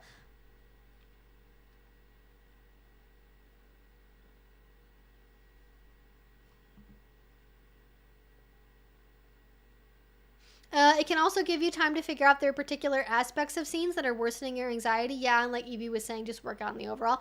Yeah, and that I do advocate for people to do like scene journals or journaling in general. I'm really bad at this. I don't do this. I try to keep like a mental journal, if anything. But you might find that if you kind of reflect on your past scenes or certain things, you might be able to find kind of more of a correlation of like, oh, these conditions, this type of scene, you know, brings up my anxiety. Or maybe it could just be maybe the aftercare that you're doing isn't, you know, being helpful in the way that you fully need it to be. Maybe you are, you know, maybe it's stress from like work or other life stuff compounding with the BDSM that's kind of causing these experiences. So it could be a lot of stuff, but take that time for self-discovery. You can repeat a question, but I am also, yeah, go ahead. I definitely have missed a lot of things in the chat at this point, so feel free to repeat a question if I haven't gotten to it yet. I will sort of do this as like the early warning. I normally do it at 15 minutes, but let's do it. Let's do it half an hour today. Why not? Let's do it early.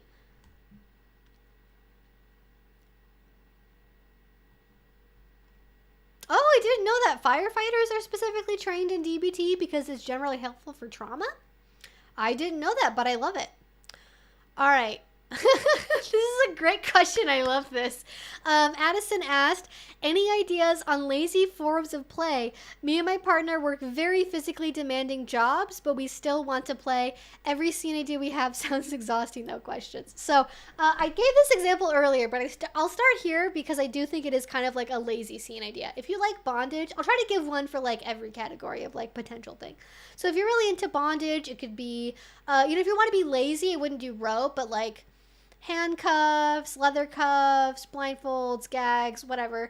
Like, just hang out in like some bondage or whatever. Maybe your partner's on the couch and like you kneel on the floor or are on a dog bed or something, and you like kneel on the couch and you like watch a show together, and you're like sitting, you know, between their legs, and like, you know, they can pat your hair and like lean down and whisper to you and do things like that, or maybe use you as a footstool. I've done lots of scenes like that that are really fun and enjoyable. Very lazy, very relaxing, totally something you can do on like a Friday night after work or on like a lazy Saturday morning. If you're more into like impact play, from what I know from Tops, caning is like the laziest impact play, because I don't actually have a cane in here because I moved stuff out of this room. But caning, unless you have like if you type a lot for work or something, and maybe you have like carpal tunnel issues, or like, I don't know, not asthma. Arthritis, that's the word. Arthritis. If you have arthritis or something, this might not be great for you, but for most people, caning is like a very high intensity to low effort play. Where I'm not saying it's easy. Like, being very skilled at caning is a skill. It is difficult in that sense, where it can be very complicated to do a really, really, complicated caning scene. But it can also just be like you laid out on the couch, laid out on a massage table, bent over the couch, whatever it is, and then they just sit in a chair next to you and do this, basically. I'm not really good at cane technique because I'm not a top for canes, but like, they do the cane, and it's like, you don't really have to even put that much of like effort into it, right? There's like J strokes, there's like German caning, there's English caning, there's lots of different styles out there. There's even YouTube videos you can watch on stuff like this, but caning, I think, is like the impact play that tends to be the lowest effort to highest reward. And I've done scenes where like it's been like 2 hours of caning and my partner's like, I could literally sit here and do this all day long. I'm not tired at all. You are going to have to decide when you're done with this. So that can be very rewarding if you want to do more of like a lazier scene that doesn't really involve a lot of effort. Yeah, high skill, low physical exertion. Yeah, that's a good way of putting it out there. Yeah, Sadie sticks can deliver a lot of pain for not a lot of exertion. Yes, that as well. There's ones that like kind of like bend back that are flexible, and there's ones that are like basically like they're like pain sticks as well. They can be called Sadie sticks, evil sticks, pain sticks, anything like that. Basically, thin, light, low effort, high impact, high skill. Technically, caning is easy to be adequate, hard to be an expert. Yes. I don't have caning YouTube videos, but there are channels that somehow have caning videos, and you like, I don't know how they're still like around or like allowed. They've been up there for years, but they are out there if you want to see example videos of different techniques and strokes and varying intensity level and things like that. If you're into sensation play, that is also a really good scene to do that's like low effort but like high reward. That's a very like mental BDSM experience, right? So again, couch, bent over a couch, on a bed. Again, you don't have to go anywhere fancy. You don't have to do anything fancy. But just like laying out, blindfold, handcuffs, regular cuffs on the bed. And then just like you can do any of a number of different types of sensation, right? You can do candles would probably be more like high effort because there's sort of a lot of fussy maintenance for, making sure you don't burn down the house. But you can definitely do things that are a little bit more lower on the skill of like, how much do I have to watch this? Ice cubes, feather ticklers. I especially like using like metal ice cubes and stuff that you would use for like whiskey and things to avoid watering it down. Those can be really nice for longer term, or like gua sha stones. You can also use varying metal implements as well, kitchen tools, and just kind of whatever you have laying around that you feel like using would be like, oh, that would be cool. How would that feel? Whatever it is you want to explore, just get like a whole collection of stuff. And you can do a whole scene. Again, very low effort, but can be very, I feel like very mentally sensation play can be about like the tease and the anticipation and not really knowing what's going to happen next. Not knowing, is it going to be cold or hot or spicy or intense or soothing or calming, or is it going to be harsh or soft? Like, there's all those different kind of variations of things you can do with it, especially if you're incorporating things like sensory deprivation into it, which is in general another very like low effort thing, is like leather pillowcase over the head or a blindfold or a gag or whatever. Like something that kind of keeps you more in your head, for sure, can be really nice.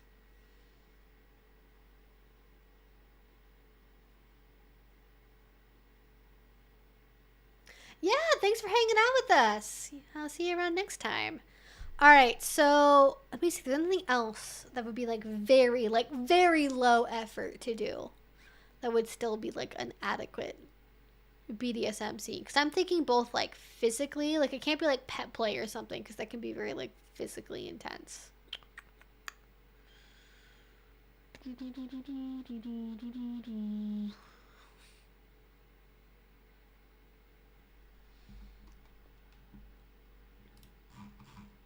Trying to think, what else would I do?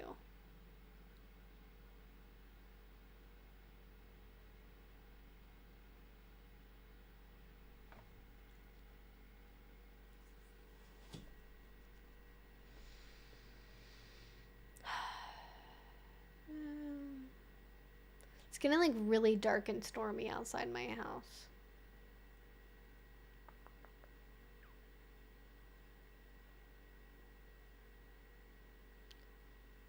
I'm getting kind of like disciplinarian vibes for like maybe another thing that could be good to do that's also sort of like low effort, right? So like emotional humiliation type stuff.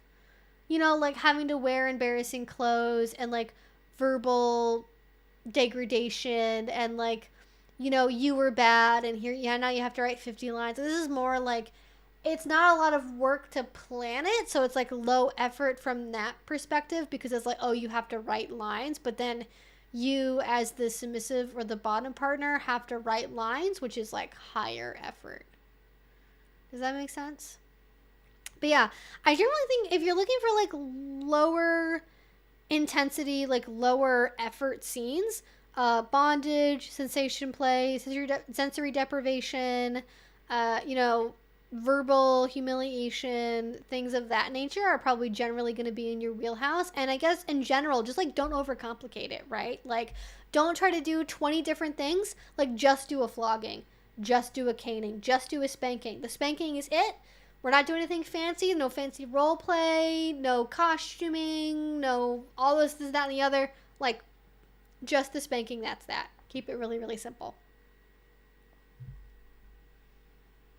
Oh, saran wrap? That's a good one. Yeah. Saran wrap bondage. That can be a really good one as well. Basically, all you got to have is enough saran wrap. And then the most effort is like the top putting you in the saran wrap. But it's very fun. Dollification. Oh, furniture play. I did kind of mention that, but I should kind of call it out specifically with like bondage. You know, human furniture and like mental bondage stuff for sure. That can be a very good one to do. I think being a stool is probably the most common, but it can also just be like, all right, you're my ashtray, hold my cigar while we hang out outside and relax in the yard. Or, you know, you're my side table, hold my drink.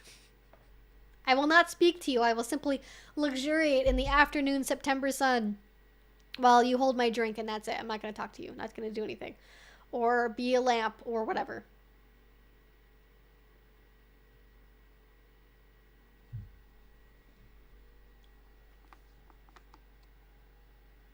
I want to be a gingerbread house? Listen, I haven't heard that before. But, I believe it. Why not? There's a kink for everyone out there.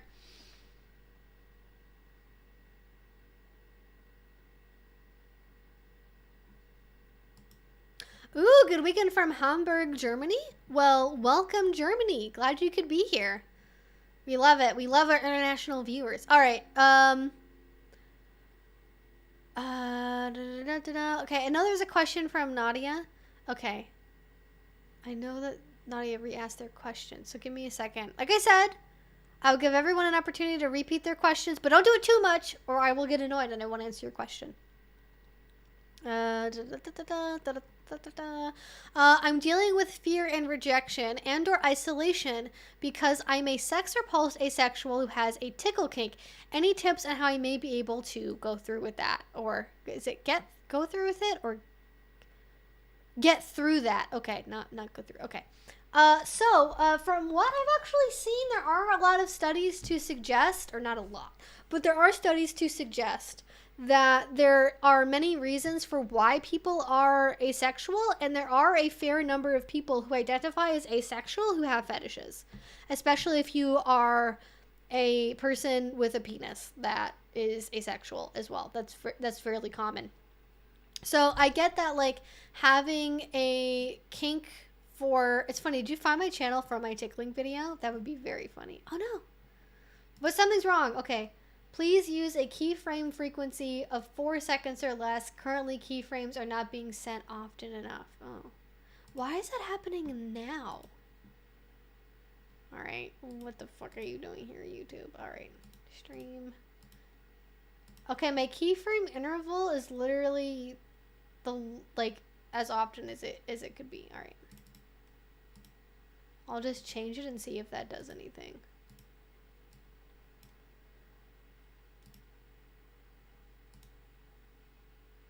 Well, that's saying my keyframe interval is too high. Okay, whatever.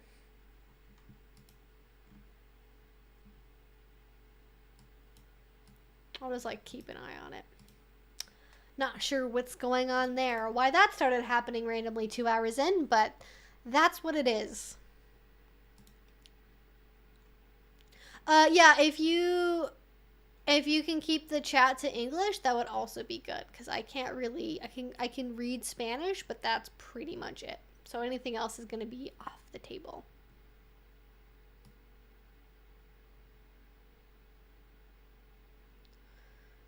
All right, where was I? Sorry, I had to take care of that, and okay.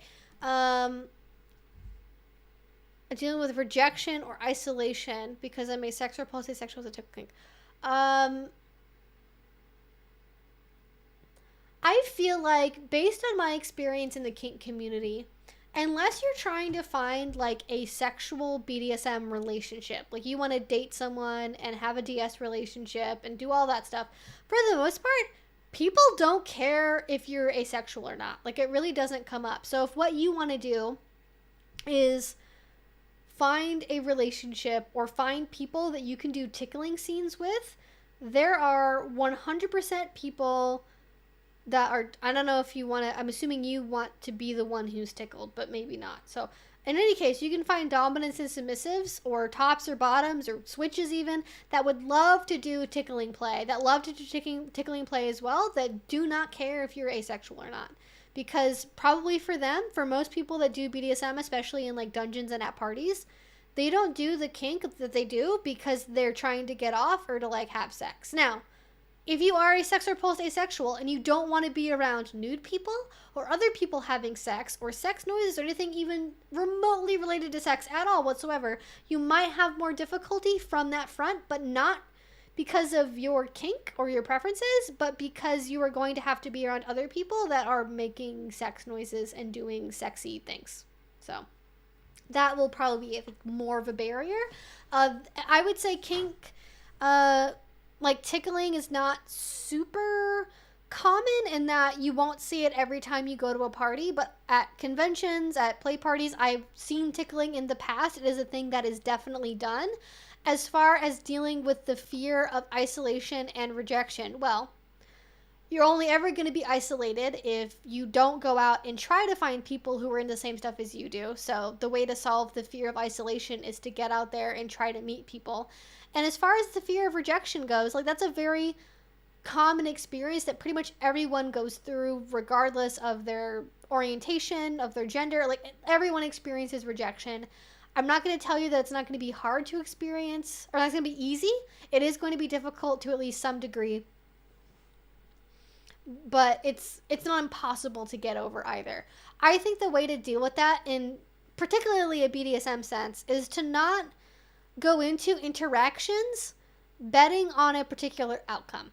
Like, just go to munches to meet people. Just go to munches to hang out and talk to people, get to know people. Don't go in with the agenda of like, I'm going to find my lifelong tickle partner, or I'm going to find my next dominant. Like, just go to have fun and see what people are like, and you know, get some names, get some numbers, and find people that you genuinely want to be around. And I find that that will help you make connections, and then help you meet people that will help you meet people that are going to be compatible with you. So if you don't go in with any like super high expectations, then you're less likely to have to deal with the fear of rejection, because you're not being rejected by anyone. But also just remember, you know, it's a cliche, but people do say to remember, you know, don't take it personally. Don't take it as a personal attack if people say they're not into tickling, or that they don't want to play with you, or they have too many scenes that night. Like, that is just part of it. Even though we all do BDSM, if we're in a dungeon where BDSM's happening, you know, we're all there for kind of the same wheelhouse of things. But most people don't have the exact same kinks as other people. Not everyone is into bondage, not everyone's into flogging, not everyone does pet play, not everyone does DDLG. Like, we all have things we're into, and almost every single person at a dungeon is into a different mix of things in different proportions. Yeah, don't force anyone to be what you're looking for. Exactly. Yeah. Being asexual does not come up almost at all. I did not know such a thing existed before this channel. Yeah, being asexual is not really a thing that's talked about very often, but it's also like not a problem. Like it's not anything, well, I have had certain instances in relationships where being asexual is a problem. But outside of that, I haven't really had any issues in like kink interactions or negotiating with somebody or pickup play where my asexual identity was an impediment to having a scene with somebody I really wanted to have a scene with.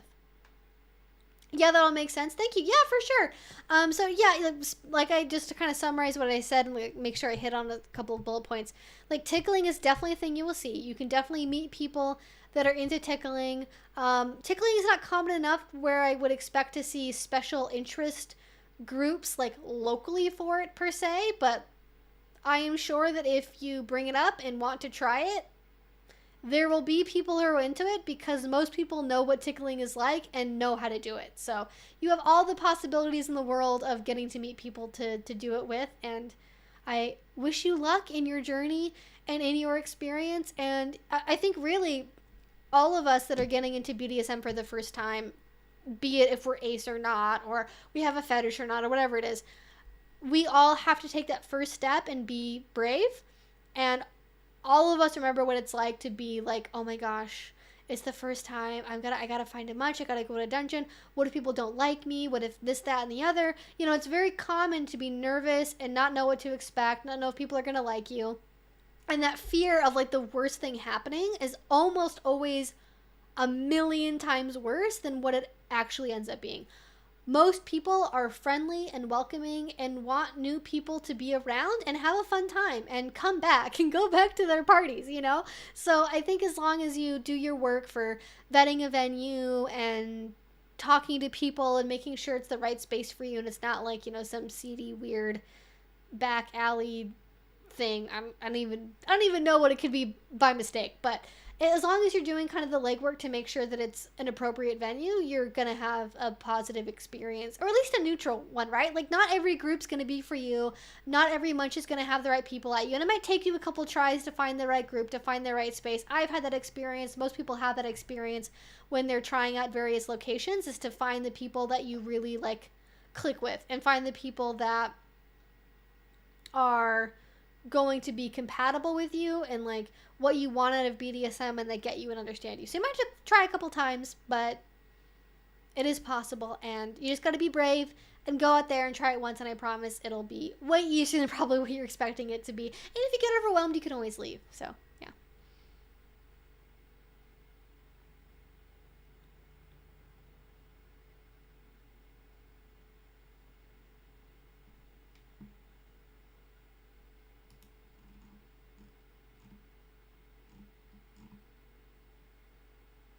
How would I bring up being tickled with bring up the being tickled kink with a partner?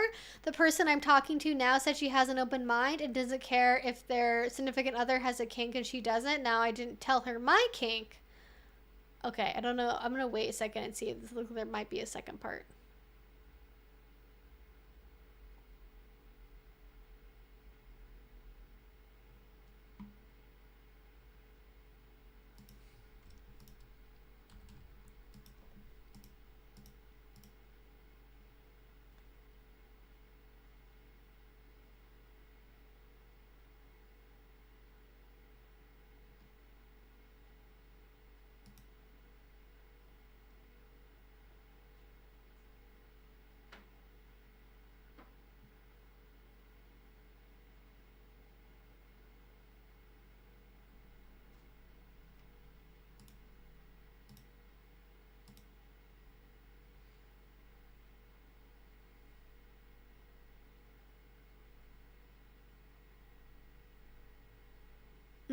Okay. So,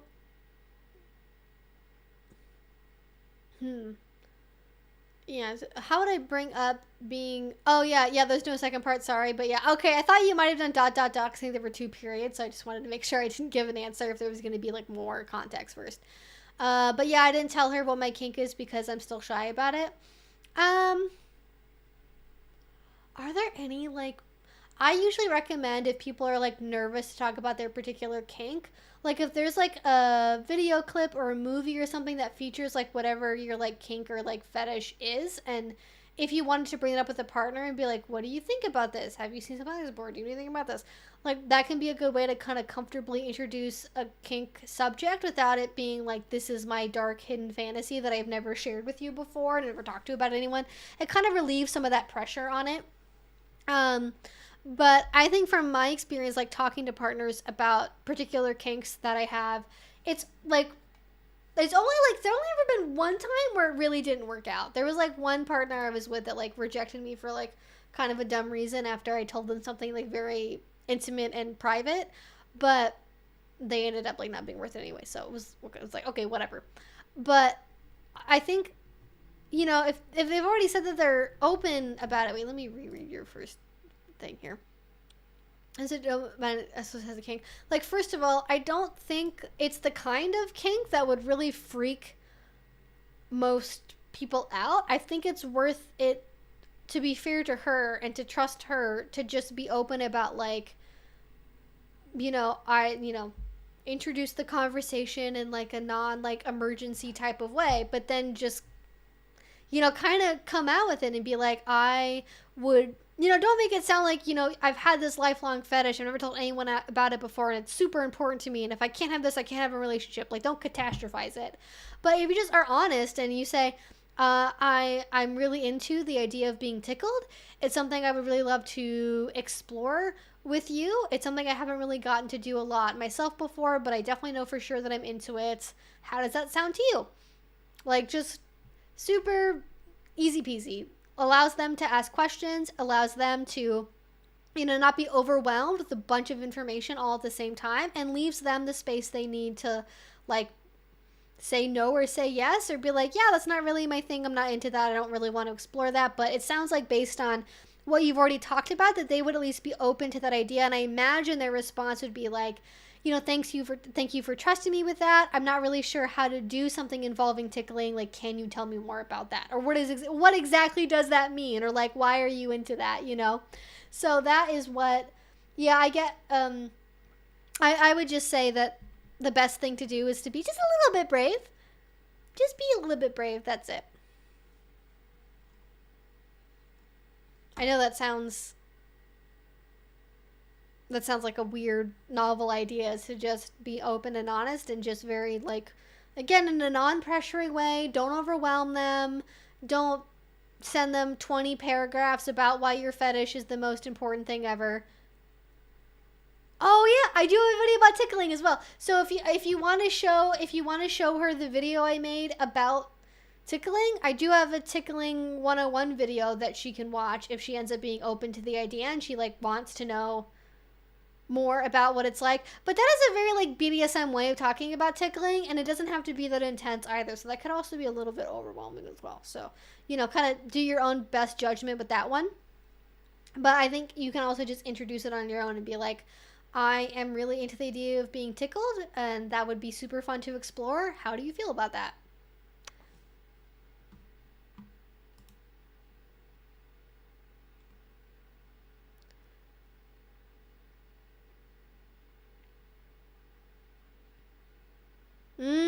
Okay, I think this is going to be my last question. So, Precious, or that I answer at least. Not my last question, but the last one I'm going to answer. This is more of a vanilla question. My sir is very physically affectionate, and sometimes I just do not want it. Like, he'll ask me for a kiss, and I'll tell him, I don't want a kiss right now. And he'll look very dejected. He won't try to make me be affectionate towards him, but I can see it hurts him. Is it okay to refuse a kiss, hug, etc. if I'm just not in the mood for that as a sub? This is a very complicated topic. I love this because I am somebody that is very much this way as well. I have heard from many, many people over the years that I have dated or started dating that I am, like, not as physically affectionate as they, like, expect or want me to be, to the point where they're like, are you into me, like you want to date me, because you don't want to do insert thing here as a function of me being asexual, and, like, I get bored of kissing very quickly. I don't really like a lot of, like, excessive touching. I find that to be kind of off-putting. So I think it sounds like your partner is like very much into random spontaneous affection and they want to like physically express that. I feel like it's worth having a conversation if you guys can both figure out like an alternative form of affection that you guys can both enjoy more and like reconnect with, because I think oftentimes, and you'll have to ask him like, why is it that you want to show me random physical affection? Like, you know, is it just because you want to express how much you love me? Is it a DS thing? Like, what is it? You know, that might kind of inform what you do next. But I think in general, it's good to have a conversation to figure out like where you guys can meet, because you might not be into like kissing on the lips. Maybe you're okay with like a nose boop or a forehead kiss or a side hug, or, you know, him petting your head or something really briefly. Can you find an alternative that works for both of you? Even as your dominant, I think it's entirely reasonable for you to have physical boundaries over what touch you're okay with. I think that's true for hugs. It's true for sex. Like, you're allowed, and like, unless you're in some kind of extreme TPE type situation where you don't have limits or boundaries, you're allowed to have boundaries over what kind of physical touch you are and are not okay with. And if they are like, they might not even realize they're like guilting you about your boundaries, but that's functionally what they're doing. If you're politely saying, I don't want to kiss right now, yeah, he says the same thing to me, and we're married, but I have a history of SA, so physical affection is weird for me. Okay, well, that's like perfectly reasonable. And like, I'm assuming your partner knows that about your like life history. Like, of course. Oh my gosh, like if you're somebody who has like a trauma history and you don't want to be physically touched randomly out of the blue, absolutely, that makes total sense to me. Not that you needed to justify it in any way, but yeah, oh my gosh, that definitely deserves a lot of empathy and space for that. Oh my gosh. So yeah, in general, like, if you don't want to have alternative forms of physical affection, you can also think about other ways that you can show like affection and care for each other in other ways in other parts of the day, right? Like, maybe that means doing more like praise or words of affirmation, or maybe it just means like leaving a cute little note that says like, hey, I'm thinking about you, or like, okay, this is my like super hot take. This is my hot take.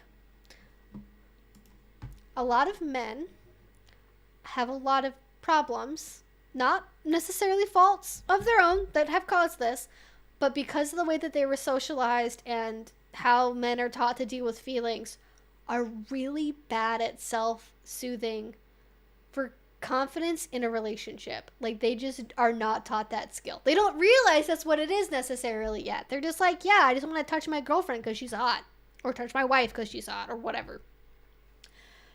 But they haven't realized that when they seek something out and they get rejected, they take it very personally. And they're like, oh, my partner doesn't want me to touch them. They must not like, and their brain goes through these like millions of thoughts of like, oh my God, she's not really into me anymore. She doesn't like me anymore. Why is she rejecting me? She wants to leave me. She's not into, like, the whole relationship's going to implode. And they have all these like catastrophic thoughts that are not like actually like valid with reality in any way, but they don't know how to self-soothe those feelings of rejection, and so they kind of put that on their partners, and then that can lead to bad outcomes. So yeah, I wasn't sure if that was overstepping as a sub to say no to things like that, so thank you. Yes, I realize I'm probably giving a longer answer than I really need to, because I'm kind of like expanding this into like anyone listening. So I'm sure you have tools for like, you know, what it is that you both want, and I think you know, it's finding kind of what forms of touch work for both of you, alternatives to that, him doing some work to not take it personally if you don't randomly want to have touch, because that's absolutely your prerogative, and like just have confidence in other parts of the relationship being positive, and not like, I don't know. I feel like maybe this is very unempathetic of me to say, but I kind of just want to say, like, get over it a little bit if, like, your girlfriend or your wife or spouse or something doesn't always want to be touched by you 24/7. Like, that's not, you know, that doesn't mean she doesn't love you. It just means she doesn't want to be touched right now, you know.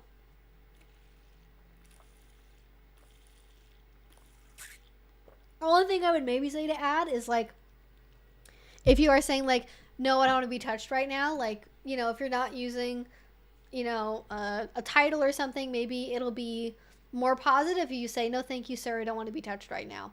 Or you say, I still care about you, I just don't want to be touched right now. Like, say something that's like still affirming and positive for them, so that way they feel like they are not being fully rejected, and they're kind of getting that little signal to know that they can kind of go to their brain and say, you know, oh, we're not really being rejected, it's this other thing, and they still care about me, so shut up, brain, you're being dumb.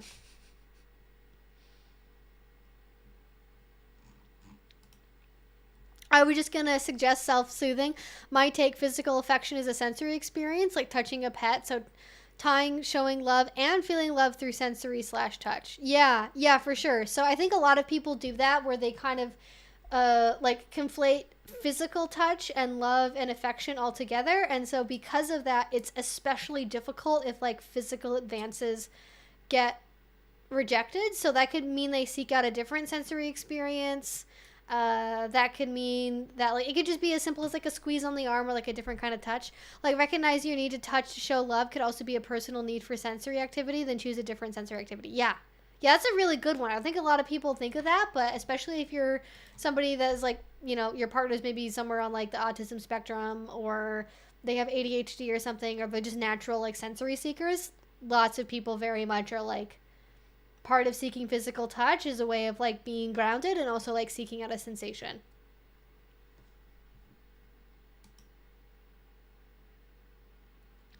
Oh yeah, I think there's also this societal idea that if a woman doesn't want touch, she's mad at them. Oh my god, how I could not tell you how often I deal with this on like a daily basis in relationships that I've had over the years, where it's like, oh my god, you want to be touched? Do you hate me? And it's like, no, I'm just doing the fucking dishes. Like, I don't want to be touched because I don't want to drop this, like, glassware right now. Like, I'm in the zone. 90% of the time, if I don't want to be touched and it's not like an asexuality thing, it's because I don't want to be distracted. Like, it's like I'm in the middle of something. I'm holding a giant laundry basket. I don't want to kiss you right now. Like, it's not a you thing. It's not personal. I'm in the middle of something. Leave me alone until I'm done, you know?